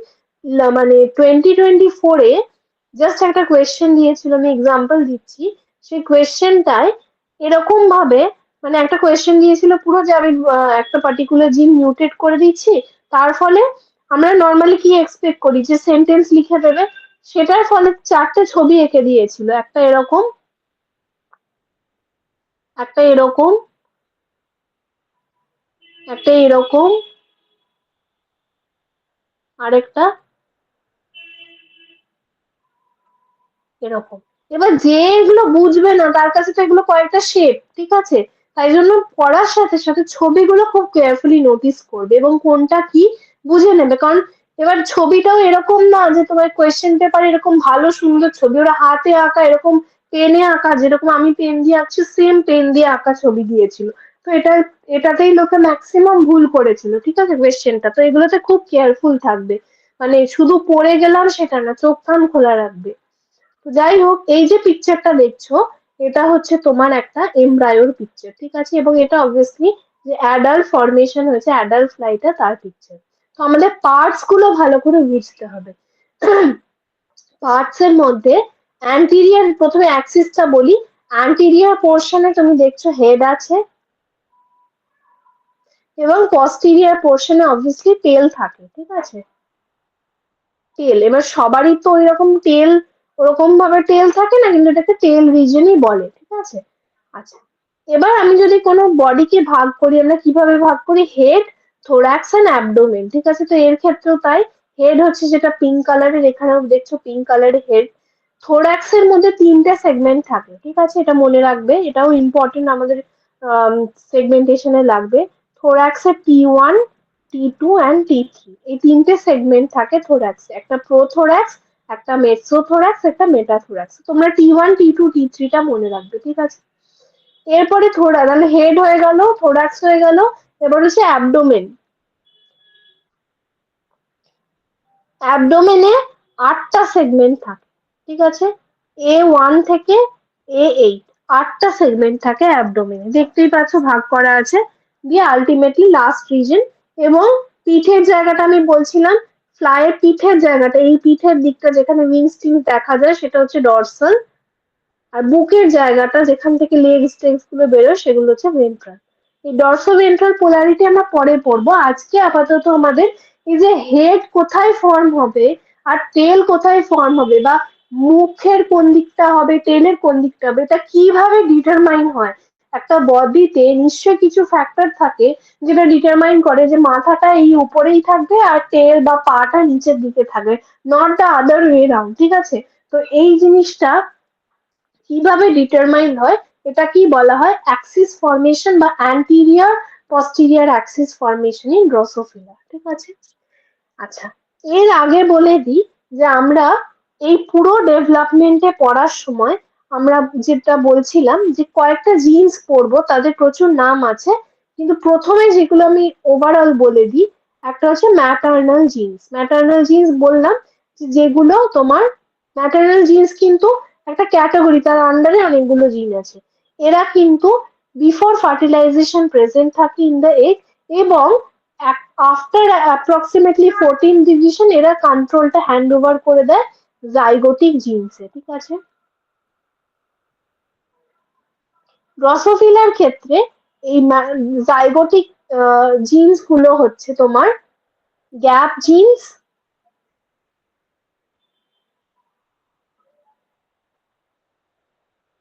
এর অনেকগুলো এক্সাম্পল আছে। Pair rule jeans,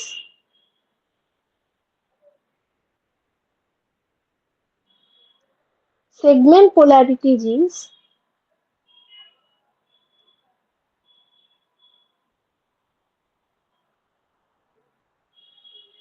and homeotic selector jeans.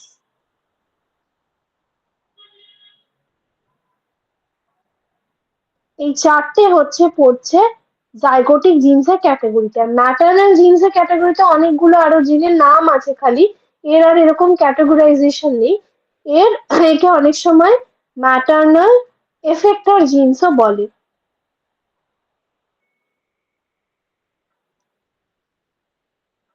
ঠিক আছে, তো এইগুলো মনে রাখবে। এবার যেটা বলি, ম্যাটার্নাল জিনস কন্ট্রোল করে জাইগোটিক জিন, মানে ম্যাটার্নাল জিন ডিরেক্টলি কন্ট্রোল করে জাইগোটিক জিনসকে। এখানে ড্রসোফিলার ক্ষেত্রে আমি এইভাবে বলবো, জাইগোটিক জিনসের ডিরেক্ট ক্যাটাগরিতে চলে যাব। ম্যাটার্নাল জিনস কন্ট্রোল করছে গ্যাপ জিনসকে, যেটা একটা জাইগোটিক জিন। গ্যাপ জিন কন্ট্রোল করছে পেয়ার রুল জিনকে। এই সিকোয়েন্সটা ভুলবে না, এই সিকোয়েন্সটা উল্টো পাল্টা করলেই ভুল হবে। এটা একটা জাইগোটিক জিন। পেয়ার রুল জিন কন্ট্রোল করছে সেগমেন্ট পোলারিটি এবং সাইড বাই সাইড হোমিওটিক সিলেক্টর জিন। এই যে এইচএসজি লাস্ট যেটা, ঠিক আছে, এই দুটোই হচ্ছে তোমার, দুটোই হচ্ছে জাইগোটিক জিন। ঠিক আছে, তাহলে এইটা হচ্ছে তোমার সিকোয়েন্স। ঠিক আছে, এটা ডিরেক্টলিও কন্ট্রোল করছে আর এটাও আবার কন্ট্রোল করছে, সেগমেন্ট পোলারিটি ডিরেক্টলি কন্ট্রোল করছে আর এইগুলোও কন্ট্রোল করছে। ঠিক আছে, তাহলে এই হচ্ছে তোমার সিকোয়েন্স। ম্যাটার্নাল জিন কন্ট্রোল করছে গ্যাপ জিনকে, গ্যাপ জিন কন্ট্রোল করছে পেয়ার রুল জিনকে, পেয়ার রুল জিন কন্ট্রোল করছে সেগমেন্ট পোলারিটি জিনকে, সেগমেন্ট পোলারিটি কন্ট্রোল করছে হোমিওটিক সিলেক্টর জিনকে, যেটা আবার কন্ট্রোল অবভিয়াসলি হচ্ছে উপরের দুটো দিয়েও। ঠিক আছে, এটা একটা এক্সেপশন, তিনটে জাইগোটিক জিনস দিয়ে কন্ট্রোল হচ্ছে। হলো? আচ্ছা, এবার আমরা চলে যাই যে অ্যান্টিরিয়র পস্টিরিয়র অ্যাক্সিস কিভাবে ফরমেশন হচ্ছে। এই যে অ্যান্টিরিয়র পস্টিরিয়র অ্যাক্সিস মানে কোথায় হেড হবে কোথায় টেল হবে, এইটা আগেই ডিটারমাইন্ড হয়ে যায় যখন তোমার এগ অবস্থায় থাকে। তার মানে কে ডিটারমাইন করছে? অবভিয়াসলি কোনো ম্যাটার্নাল জিনই ডিটারমাইন করবে। ঠিক আছে, তো এখানে কি বলছে দেখো, each oocyte is descended from a single germ cell oogonium, divides before oogenesis begins. The oogonium divides 4 times with incomplete cytokinesis, giving rise to 16 interconnected cells. এবং এই যে 16 interconnected cells surrounding the layer of এটা constitutes the egg chamber। ঠিক আছে, এই egg চেম্বারের মধ্যে মানে কি বলছে, এই যে oocyte ছিল মানে যে এগটা ছিল, এই এগটার মধ্যে উগোনিয়ামটা 4 বার ডিভাইড করে। ঠিক আছে, each উগোনিয়াম is descended before oogenesis. The oogonium divides 4 times with incomplete cytokinesis. এখানে 16টা সেল তৈরি হয়। ঠিক আছে, 16টা যে সেল তৈরি হয় তার মধ্যে এই 16 সেলসটা মিলে, ধরো এখানে এরকম ভাবে আছে 1 2 3 4 5 6 7 8 9 10 11 12 13 14 15 আর এটা 16। ঠিক আছে, এই 16টা সেলের মধ্যে একটা হচ্ছে তোমার মানে যেটা নর্মালি oocyte তৈরি করবে, একটা হচ্ছে তোমার এগ হবে, আর বাকিগুলো হচ্ছে নার্ভ সেলস।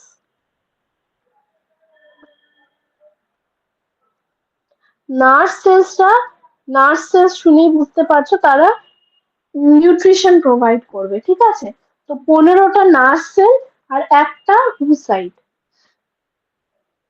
একটা এগ সেল। ঠিক আছে, তো এই জিনিসটা হচ্ছে তোমার ফার্টিলাইজেশনের শুরুতেই হয়ে যাচ্ছে। ওকে, আচ্ছা, এবার এই বক্সটা খুব important, the names of all the maternal effector genes, যেটা অ্যান্টিরিয়ার পস্টিরিয়ার এবং টার্মিনাল রিজনকে কন্ট্রোল করে। ঠিক আছে, তাহলে অ্যান্টিরিয়ার দেখো বাইকয়েড, এগুলো নাম আমরা পড়বো, বাইকয়েড, এবং প্রত্যেকটা থেকে কোয়েশ্চেন এসছে। এক্সুসপ্যারেন্সিয়া সোয়ালো, এই তিনটে হচ্ছে অ্যান্টিরিয়ার পোর্শনকে কন্ট্রোল করে। বাইকয়েড খুব খুব ইম্পর্টেন্ট। পস্টিরিয়ার গ্রুপ ন্যানোস, টুডর, অস্কার, ভাসা, পিউমিলো, কর্ডাল, ভ্যালয়েস। ঠিক আছে, আর টার্মিনাল গ্রুপে এইটা মোটামুটি, টার্মিনাল গ্রুপে এই জিনিসটা মনে রাখলেই হবে, এই দুটো, এই যে টর্সোলাই অ্যান্ড ট্রাঙ্ক, এই দুটো মনে রাখলেই হবে। ঠিক আছে, একটু আস্তে আস্তে বুঝবো। অ্যান্টেরিয়ার পস্টেরিয়ার অ্যাক্সিস ফর্মেশনের আগে আমাদের বুঝতে হবে যে কোন দুটো protein important for anterior posterior Axis formation. আমি কি বলছি, যে এই যে অ্যান্টেরিয়ার পস্টেরিয়ার অ্যাক্সিস ফর্মেশন হবে, এটার জন্য তো এটা আগে থেকেই ডিটারমাইন্ড হয় যখন এগে থাকে। তাহলে কারা করছে? ম্যাটার্নাল জিনসরা কন্ট্রোল করছে। এই ম্যাটার্নাল জিনসের মধ্যে দুটো ইম্পর্টেন্ট জিন, মানে দুটো না অনেকগুলোই আছে, বাট অ্যান্টেরিয়ার পস্টেরিয়ার অ্যাক্সিসে মোস্ট ইম্পর্টেন্ট যেটা, একটা হচ্ছে বাইকয়েড আর একটা হচ্ছে ন্যানোস। ঠিক আছে, এই যেখানে আমার হাইয়েস্ট কনসেন্ট্রেশন অফ বাইকয়েড থাকবে, ধরো এখানে হচ্ছে বাইকয়েডের হাইয়েস্ট কনসেন্ট্রেশন বি আমি লিখছি, ঠিক আছে,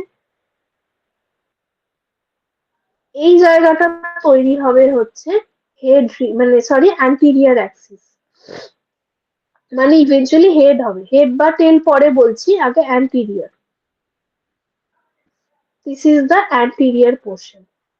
আস্তে আস্তে আমার বাইকয়েডের পরিমাণ কমতে থাকবে, কমছে কমছে কমছে, যেখানে মানে মডারেট অ্যামাউন্ট অফ বাইকয়েড, সেটা হবে থোরাক্স রিজন।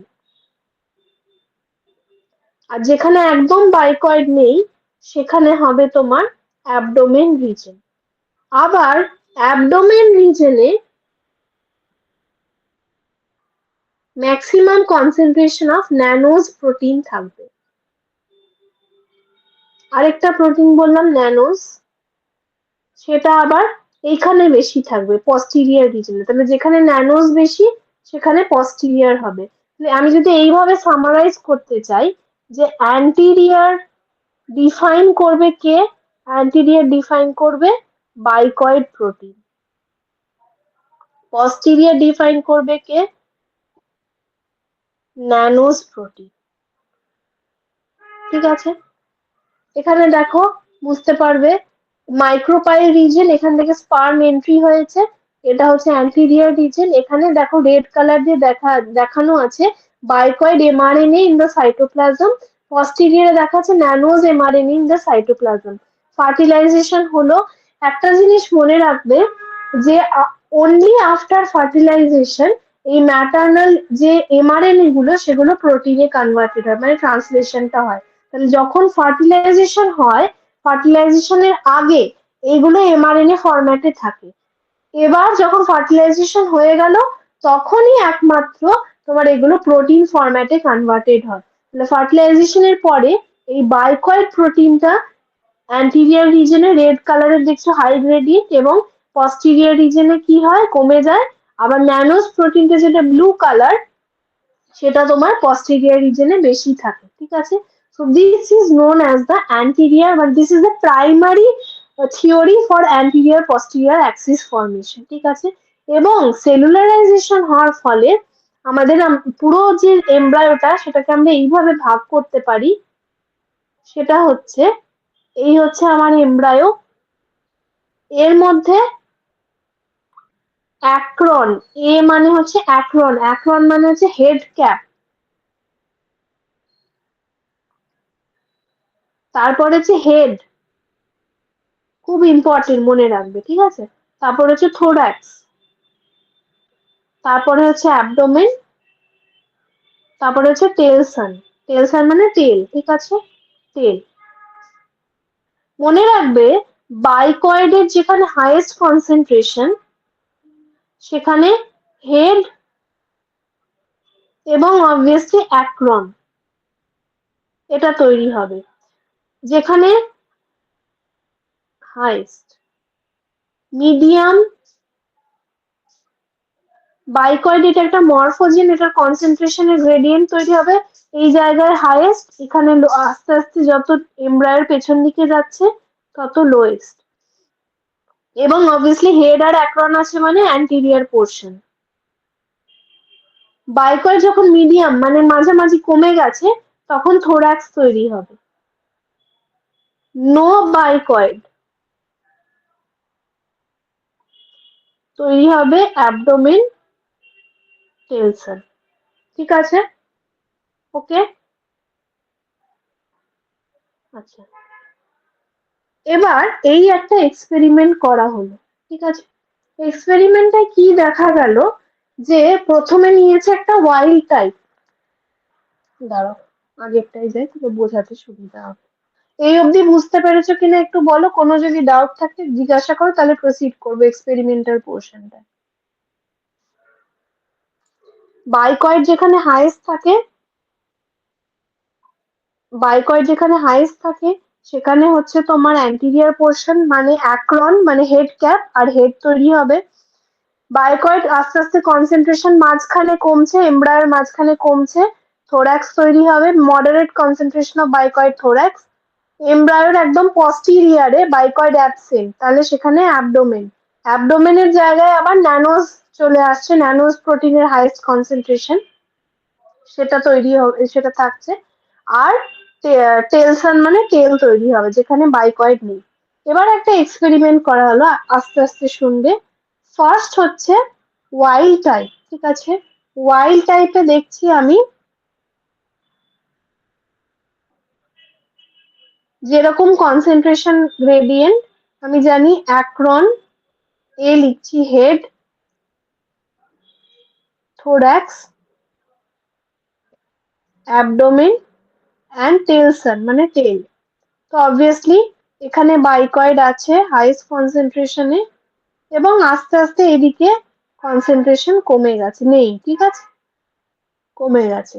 এবং এখানেও, এখানে ন্যানোস বেশি আছে, অন্যদিকে নেই, এটা হচ্ছে ন্যানোস। ন্যানোস পস্টিরিয়ার, এটা হচ্ছে পস্টিরিয়ার, এটা হচ্ছে অ্যান্টিরিয়ার। এটা হচ্ছে ওয়াইল্ড টাইপ। এবার অনেকগুলো এক্সপেরিমেন্ট করা হয়েছে, এক্সপেরিমেন্টটা থেকে প্রচুর কোয়েশ্চেন আসে, প্রচুর, এবং আই এম মানে নট মেকিং দিস আপ।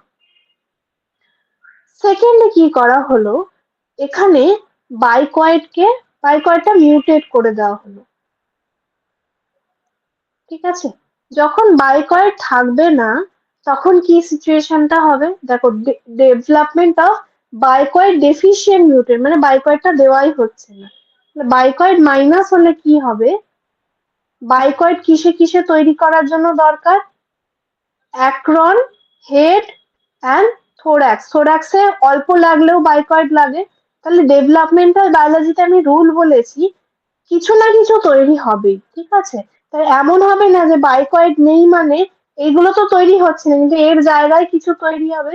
দেখো বাইকয়েড যেখানে কম বা নেই কি তৈরি হচ্ছিল, একটু মাইক গুলো অন করো, একটু মাইক গুলো অন করো, পার্টিসিপেট করো এটাতে। বাইকয়েড যখন, বাইকয়েড যখন, বাইকয়েড কার কার লাগছে, অ্যাক্রনের লাগছে, হেডের লাগছে হাইস্ট কনসেন্ট্রেশনে, আর মিডিয়াম কনসেন্ট্রেশনে লাগছে থোরাক্সে। কার কার লাগছে না বাইকয়েড, অ্যাবডোমেন আর টেলসন, এদের বাইকয়েড লাগছে না, তাই তো? তাহলে আমি বলছি বাইকয়েড নেই, তার মানে কোনগুলো ফর্ম হবেই না,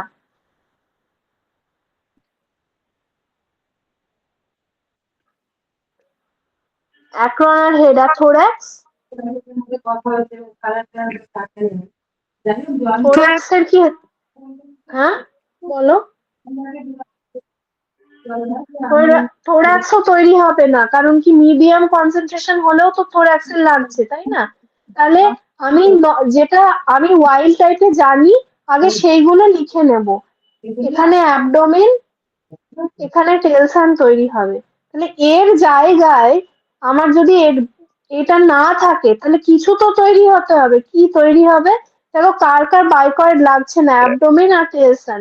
তো অ্যাবডোমেনটা অবভিয়াসলি অনেক বড় হয়ে যাবে, তাহলে এটা আমি আর পার্টিশন করে না লিখে এই জায়গায় আমি এরম ভাবে লিখতে পারি,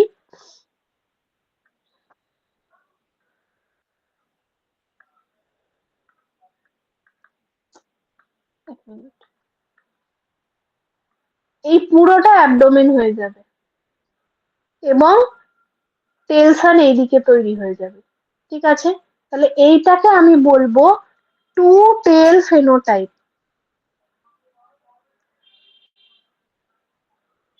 যেখানে আমার দুটো টেলসান থাকবে এবং মাঝে একটা বড় অ্যাবডোমেন থাকবে। হেড নেই, অ্যাক্রন নেই, থোরাক্স নেই, ঠিক আছে। নাম্বার 3 এক্সপেরিমেন্ট, বাইকয়েড বিসিডি লিখছি, বাইকয়েড ডেফিসিয়েন্ট মিউটেন্টে আমি বাইকয়েডের ইনজেকশন দিলাম, ইনজেক্ট করলাম। ঠিক আছে, প্রথমে হচ্ছে আমি কোথায় ইনজেকশন দিলাম? In the anterior portion. Bicoid deficient একটা মিউটেন্ট নিলাম, মানে এই মিউটেন্টটা নিলাম, এইরকম একটা জিনিস নিলাম, তাতে এই জায়গাতে বাইকয়েডের ইনজেকশন দিলাম। ঠিক আছে, তাহলে কি হবে? তাহলে কি হবে বলো তো, কি হবে?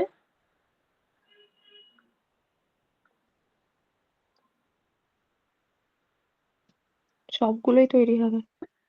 সবগুলোই তৈরি হবে, ভেরি গুড। তাহলে অ্যাক্রন, হেড, থোরাক্স, অ্যাবডোমেন, টেলসন। মানে প্রথমে আমি এইটা দিলাম, যেই ইনজেকশন দিলাম, এগুলো তো বাইকয়েডকে ভয় পায়, এগুলো আবার চেঞ্জ হয়ে অ্যাক্রন, হেড, থোরাক্স তৈরি হয়ে গেল। এবং সামনে ইনজেকশন, এই জায়গায় ইনজেকশন নিয়েছি মানে অবভিয়াসলি কনসেন্ট্রেশনটা এরকম ভাবেই কমবে। ঠিক আছে, এটা গেল নাম্বার 3। নাম্বার 4, বাইকয়েডকে এটার কোনো মিউটেন্ট নিচ্ছি না, দাঁড়াও, এখানে কি বলছে, হ্যাঁ এটাও মিউটেন্ট নিচ্ছি, সরি, এখানেও বাইকয়েড মিউটেন্ট নিচ্ছি, দিয়ে বাইকয়েডের ইনজেকশন দিচ্ছি, injected in the middle middle of the mutant. এটা আমি লিখে দিই আগে মিউটেন্টটা। এরকম একটা মিউটেন্ট নিচ্ছি, এখানে টেলসন, অ্যাবডোমেন, টেলসন, এর মাঝখানে মাঝখানে দিচ্ছি, আগে কোথায় দিচ্ছিলাম? সামনে দিচ্ছিলাম, এইখানে বাইকয়েডের ইনজেকশন দিচ্ছি। বলো, ভেরি গুড। প্রথমে আমি বলে দিলাম মাঝখানে হেড তৈরি হবে। এবার দেখো, মাঝে যখন ইনজেকশন দিচ্ছি, বাইকয়েডের কনসেন্ট্রেশনটা কি হচ্ছে? এইরকম, আর এইদিকে এইরকম। তাহলে যদি মাঝে হেড হয়, তাহলে অ্যাক্রনটা বাদ দাও, অ্যাক্রনের জন্য আরেকটা প্রোটিনও লাগে, তাহলে এর আশেপাশে কি তৈরি হবে? মডারেট কনসেন্ট্রেশনে থোরাক্স। তাহলে এইখানে তুমি থোরাক্স দুদিকেই তৈরি হবে, কারণ কি দেখো, বাইকয়েড মাঝে দিচ্ছি, দুদিকেই মডারেট, মাঝখানে হাইয়েস্ট কনসেন্ট্রেশন অফ বাইকয়েড পাবে, আর আস্তে আস্তে সাইড গুলোতে ডিফিউজ করবে। তাহলে মাঝখানে একটা হেড হবে, এখানে থোরাক্স হবে, এখানে থোরাক্স হবে। ঠিক আছে, আমার অ্যাবডোমেন আর টেলসন যেরকম ছিল সেটা ডিস্টার্ব হবে না, খালি সরে যাবে সাইডে। ঠিক আছে, তাহলে অ্যাবডোমেন, টেলসন, আর এখানে আমার অ্যাক্রন ফরমেশনটা হবে না, কারণ অ্যাক্রনের জন্য আরেকটা জিন লাগে। ঠিক আছে, তো এখানে যেটা হবে, এইদিকে তোমার, যেহেতু এইখানে আমার বাইকয়েড কনসেন্ট্রেশন কমে যাচ্ছে, দেখো এইদিকে কমে যাচ্ছে, যেহেতু আমি মাঝে ইনজেকশন দিয়েছি, তো এদিকে আবার টেলসানই থাকবে। মানে বেসিক্যালি যেই মিউটেটেডটা নিয়েছি, এই অ্যাবডোমেনটা খালি ডান দিকে সরে যাচ্ছে, অ্যাবডোমেনের জায়গায় হেড, মাঝখানে হচ্ছে থোরাক্স। থোরাক্স দেখো, পুরো জিনিসটাকে তুমি অ্যাসেম্বল করো, টেলসান যেমন ছিল, মিউটেন্টে টেলসান আছে, এখানেও সাইডে টেলসান আছে, অ্যাবডোমেনটা সরে গেছে, মাঝে ইনজেকশন দিয়েছি বলে মাঝে হেড হয়েছে, আর দুদিকে থোরাক্স হয়েছে। এটাকে বলে head in the middle phenotype. এটা কিন্তু খুব ইম্পর্টেন্ট। অ্যাবডোমেন এইদিকে, হ্যাঁ এদিকে একটা অ্যাবডোমেন তৈরি হওয়ার কথা, হ্যাঁ এদিকে একটা অ্যাবডোমেন তৈরি হবে। না, না, অ্যাবডোমেন তৈরি হবে না, তার কারণটা আমি বলছি, দাঁড়াও। কোথায় গেল? অ্যাবডোমেন তৈরি হবে না, কারণ দেখো আমি তোমাকে কি বললাম, যে অ্যাবডোমেনের জন্য শুধু যে বাইকয়েড অ্যাবসেন্ট থাকা দরকার সেটা যেরকম ইম্পর্টেন্ট, ন্যানোস প্রোটিনটা কোথায় থাকে? ন্যানোস প্রোটিনটা তো শুধু পস্টিরিয়ারেই থাকে, তাই না? ন্যানোস তো সামনের দিকে থাকে না, তো সেই জিনিসটাকেও আমাকে কনসিডারেশনে নিতে হবে। ঠিক আছে, ন্যানোস, হ্যাঁ বলো, কিছু বলছো? না ম্যাম, বুঝতে পেরেছো? আমার বুঝতে ওটা আবার পেরেছো? কোশ্চেন ছিল যে কেন অ্যাবডোমেনটা আসছে না। অ্যাবডোমেন আসছে না কারণ কি তোমার অ্যাবডোমেন তৈরি হওয়ার জন্য যেরকম বাইকয়েড লাগে না, অ্যাবডোমেন তৈরি হওয়ার জন্য পস্টিরিয়রে তো ন্যানোস লাগে। তো ন্যানোস তো অ্যান্টিরিয়র পোর্শনে থাকেই না, ন্যানোসকে থাকতেই দেয় না বাইকয়েড, ঠিক আছে? ন্যানো শুধুমাত্র পস্টিরিয়রে থাকে, ওই জন্য অ্যাবডোমেন তৈরি হয়। এবং যেহেতু এইখানে যেখানে বাইকয়েড মিউটেন্ট সেখানে তোমার এই মানে ন্যানোসটা এই রিজনেই আছে, ন্যানোস কিন্তু এই রিজনে আছে, কিন্তু অ্যাবডোমেনটা অনেক বড় হয়ে যাচ্ছে, ঠিক আছে? এবং সেটা অ্যাবসেন্ট বলে আমরা এরকম ছোট করে আঁকছি, এটা নট নেসেসারি যে এই জায়গাটা মানে অরিজিনালি, যদি আমি এটা তোমার সাইজটার জন্য বুঝতে পারছো না, অরিজিনালি এইখানে যদি এটা সাইজ হয় ওয়াইল্ড টাইপের acron, head, thorax, abdomen, telson, mutated যে ফরম্যাটটা যেটা এইটা বাইকয়েড মিউটেন্ট যেটা বিসিডি মাইনাস, সেটার সাইজটা হচ্ছে এটা টেলসান, অ্যাবডোমেন, টেলসান। এখানে হেড থোরাক্স ওগুলো থাকেই না। আমি বলছি না যে মানে অ্যাবডোমেনটা তোমার পুরো জায়গাটা অকুপাই করে এরকম হবে, জাস্ট তোমাদের বোঝানোর জন্য ইয়ে করলাম। বাট সাইজ যদি তুমি বলো এরকমই হবে, কারণ এখানে তোমার ন্যানো প্রেজেন্সটাও ইজ ইম্পর্টেন্ট। আর আরেকটাও কথা, যেইখানে বাইকয়েড থাকবে না সেখানে ন্যানোজের অ্যামাউন্টটা বেড়ে যাবে, কিন্তু that is only in the posterior portion. ন্যানোজের, এটা আমরা আবার পড়বো, ন্যানোজের এক্সপ্রেশনের জন্য আরেকটা প্রোটিন লাগে কডাল। এই কডাল ছাড়া আবার ন্যানোজের এক্সপ্রেশন হয় না, ঠিক আছে? তো এই জন্য এখানে কিন্তু কোনো রকম মানে অ্যাবডোমেন হবে না, কারণ আলটিমেটলি মানে এই মিউটেন্টটার মধ্যে তুমি মাঝখানে বাইকয়েড দিচ্ছ, ঠিক আছে? এই মিউটেন্টটা কি আছে, টেলসন আছে, অ্যাবডোমেন আছে, টেলসন আছে, এই মাঝের জায়গাটা অ্যাবডোমেনের জায়গাটাতে তুমি এই বাইকয়েড ইনজেকশন করছো। তো এইখানটায় তোমার হেড মাঝখানে আর দুদিকে থোরাক্স হয়ে যাবে। যেহেতু অ্যান্টিরিয়র পোর্শনে ন্যানোস থাকে না বা কডাল প্রোটিন থাকে না, ওই জন্য কিন্তু সামনের দিকে আর নতুন করে কোনো অ্যাবডোমেন তৈরি হবে না। অ্যাবডোমেন তৈরি হওয়ার জন্য তো কোনো ফ্যাক্টর লাগে, অ্যাবডোমেন একটাই থাকবে। তুমি দুটো অ্যাবডোমেন হঠাৎ তৈরি হবে কেন? বাইকয়েড কি অ্যাবডোমেন তৈরি করে? যখন তুমি ইনজেকশন নিচ্ছ বাইকয়েড তো অ্যাবডোমেন তৈরি করে না, ঠিক আছে? ম্যাম ঠিক যেমন ওই ন্যানোসটা যেহেতু এন্টেরিয়রে নেই তাই এখানে অ্যাবডোমেনটা হলো না, ওই জন্যই না, কি অ্যাক্রনটাও হলো না? না, অ্যাক্রনের আরেকটা ফ্যাক্টর, আরেকটা প্রোটিন লাগে, যেটা হচ্ছে তো মানে যেটা তোমার বাইকয়েডের সাথে ইন্টারঅ্যাক্ট করে এবং সেটা ইন্টারঅ্যাক্ট করে অ্যাক্রন তৈরি করে, ঠিক আছে? সেই প্রোটিনটা মানে সে যেহেতু বাইকয়েডের কনসেন্ট্রেশনটা এই সামনের দিকে কমে গেল, দেখো একদম নীল হয়ে গেল, ওই জন্য ওই প্রোটিনটা, যদিও প্রোটিনটা ধরো ফর এক্সাম্পল আমি বলছি প্রোটিনটা হচ্ছে প্রোটিনটা এটা ইন্টারঅ্যাক্ট করে বাইকয়েডের সাথে, এটা মিলে তৈরি করে অ্যাক্রন। এবার যদিও এখানে এটা আছে, এর বাইকয়েডের কনসেন্ট্রেশনটা তো কমে গেল সামনের দিকে, ওই জন্য কিন্তু এখানে তৈরি হবে না, ঠিক আছে? এটা যদি এইভাবে আঁকি,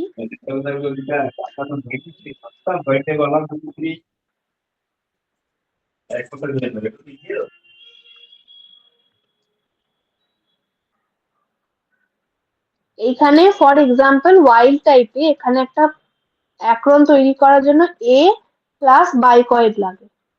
এবার এই যে মিউটেটেডটা বলছি, বাইকয়েড যেখানে নেই সেখানে এ প্রোটিনটা আছে কিন্তু বাইকয়েড তো নেই, কারণ ইনজেকশন আমি বাইকয়েডের কোথায় দিচ্ছি? মাঝখানে দিচ্ছি। তাহলে বাইকয়েডের কিভাবে গ্রেডিয়েন্টটা যাবে? এইভাবে দুদিকে, ঠিক আছে? তাহলে এই জন্য যেহেতু দুদিকে এরকম একদম বাইকয়েড নীল, সামনের দিকে এটা থাকা সত্ত্বেও বাইকয়েডের সাথে ইন্টারঅ্যাক্ট করতে পারছে না বলে ওই অ্যাক্রন জিনিসটা তৈরি হচ্ছে না, টেলসানই তৈরি হচ্ছে, ঠিক আছে? তুমি মাঝে ইনজেকশন দিচ্ছ বাইকয়েডের, ওই জন্য আস্তে আস্তে দুদিকে ডিফিউজ হয়ে গেছে, কম হচ্ছে অ্যামাউন্টটা, মাঝে হাইয়েস্ট হচ্ছে। ওই জন্য হেড তৈরি হলো আর মডারেট কনসেন্ট্রেশনে থোরাক্স।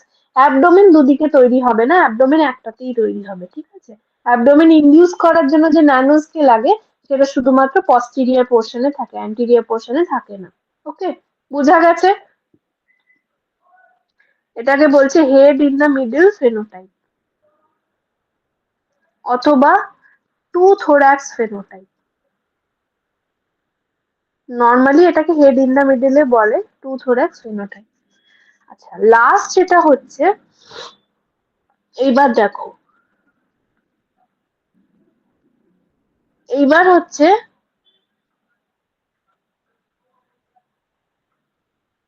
সেম একটা ওয়াইল্ড টাইপ নিয়েছে। ওয়াইল্ড টাইপ নেওয়ার পরে, ওয়াইল্ড টাইপ মানে আগে এঁকে নিয়ে acron, head, thorax, abdomen, telson. Wild type নেওয়ার পরে পস্টিরিয়ার এন্ডে বাইকয়েডের ইঞ্জেকশন দিয়েছে। এটা কিন্তু ওয়াইল্ড টাইপ নিয়েছে, মনে রাখবে, মিউটেটেড না। দিয়ে এবার তাহলে কি ফেনোটাইপ তৈরি হবে? দেখো, যেটা নর্মাল আছে সেটা তো ঠিক আছে, মানে এখানে কি, এখানে সামনেও বাইকয়েড আছে, ঠিক আছে, তাহলে অ্যাক্রন তৈরি হচ্ছে, হেড তৈরি হচ্ছে, এইদিকে যেহেতু করেছে থোরাক্স তৈরি হচ্ছে, এইদিকে যেহেতু ইনজেকশন নিয়েছে, তাহলে এখানে বাইকয়েডের হাইয়েস্ট কনসেন্ট্রেশন আস্তে আস্তে কমবে, ঠিক আছে। তাহলে এইখানে আমার কি হবে, টেলসন না তৈরি হয়ে এখানে আবার অ্যাক্রন তৈরি হবে। আই থিঙ্ক, হ্যাঁ, অ্যাক্রন তৈরি হবে। অ্যাক্রন, তারপরে আরেকটা হেড তৈরি হবে, থোরাক্স তৈরি হবে, এবং অ্যাবডোমেনটা অবভিয়াসলি থাকবে না। অ্যাবডোমেনটা যেরকম থাকার থাকছে, অ্যাবডোমেনে কোনো ডিস্টারবেন্স হবে না, অ্যাবডোমেন থাকছে। তাহলে এদিকে দেখো দুদিকে ডুপ্লিকেশন হচ্ছে না, এটা বাইরে বেরিয়ে গেছে, বুঝতে পারবে না।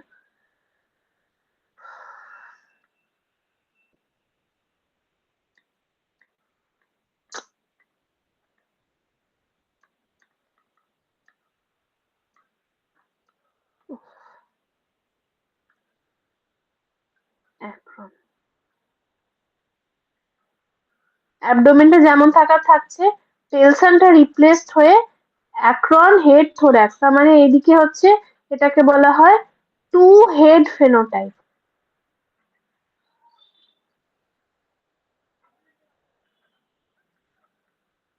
বোঝা গেছে? দেখো এই ছবিটা এখানে এক্সপ্লেন করে দিয়েছে, যদি ডাউট থাকে একটু জিজ্ঞাসা করে নাও।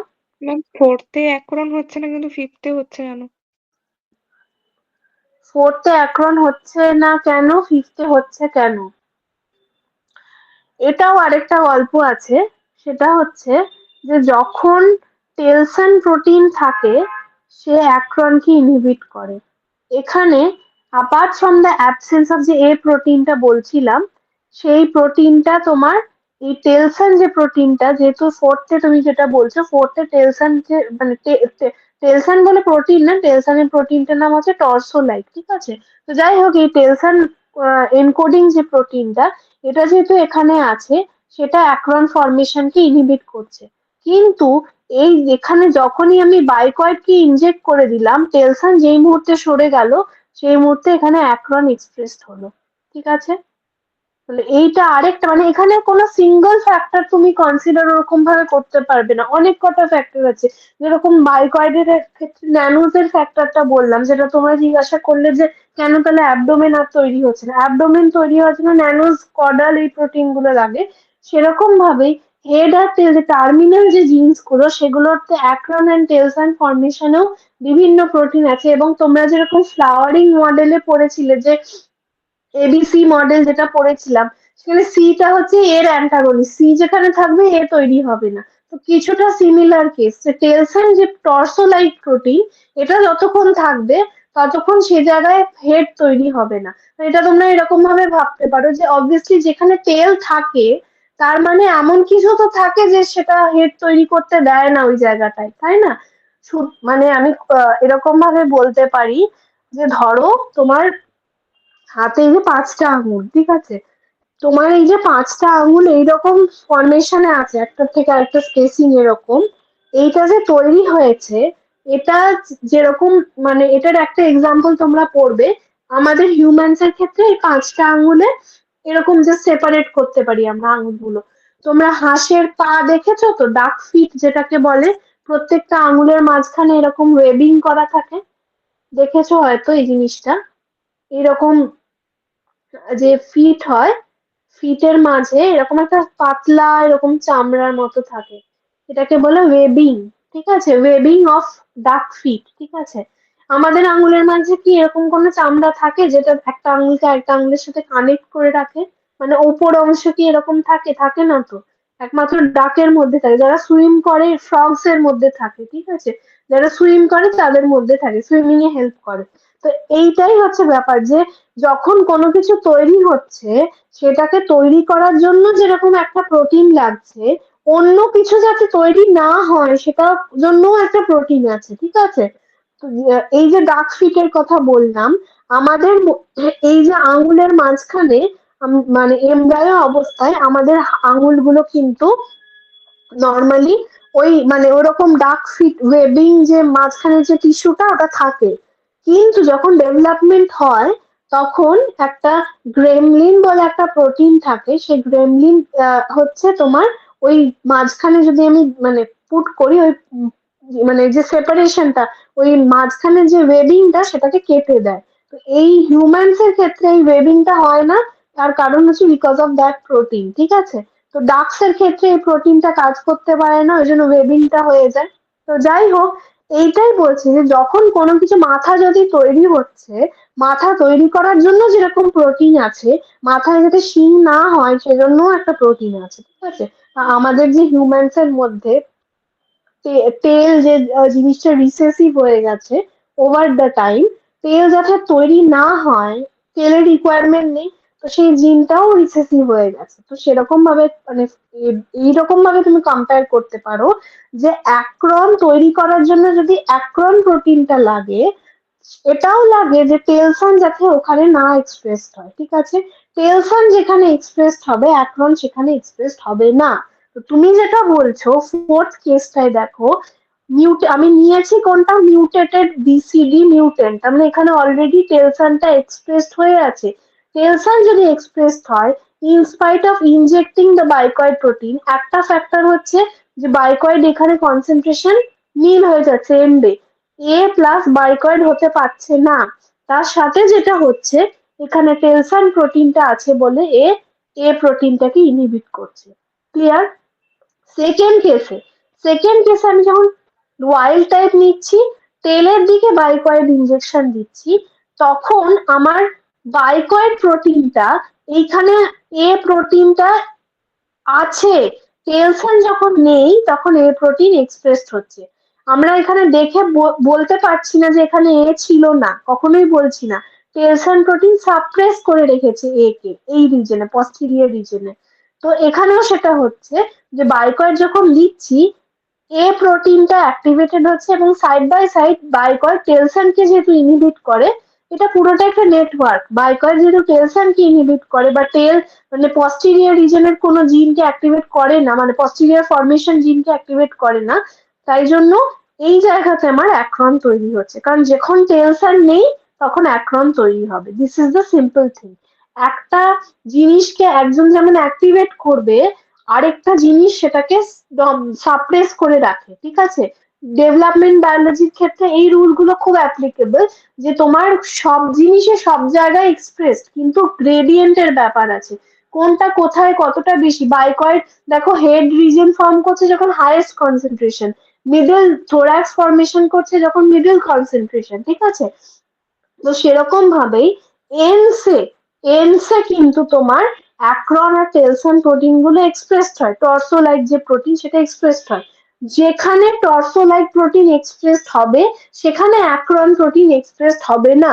যেই মুহূর্তে টর্সো লাইক প্রোটিনকে বাইকয়েড আমি দিলাম, বাইকয়েড ওকে ইনহিবিট করে, ইনহিবিট করার ফলে ওখানে আবার ওই অ্যাক্রন প্রোটিনটা হাই হয়ে গেল, তাই জন্য আমার ওইদিকে আবার অ্যাক্রন ফর্মেশন হলো। বোঝা গেছে?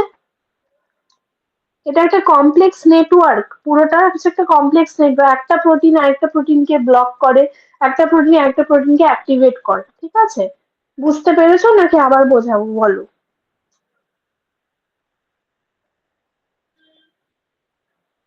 বুঝতে পেরেছো?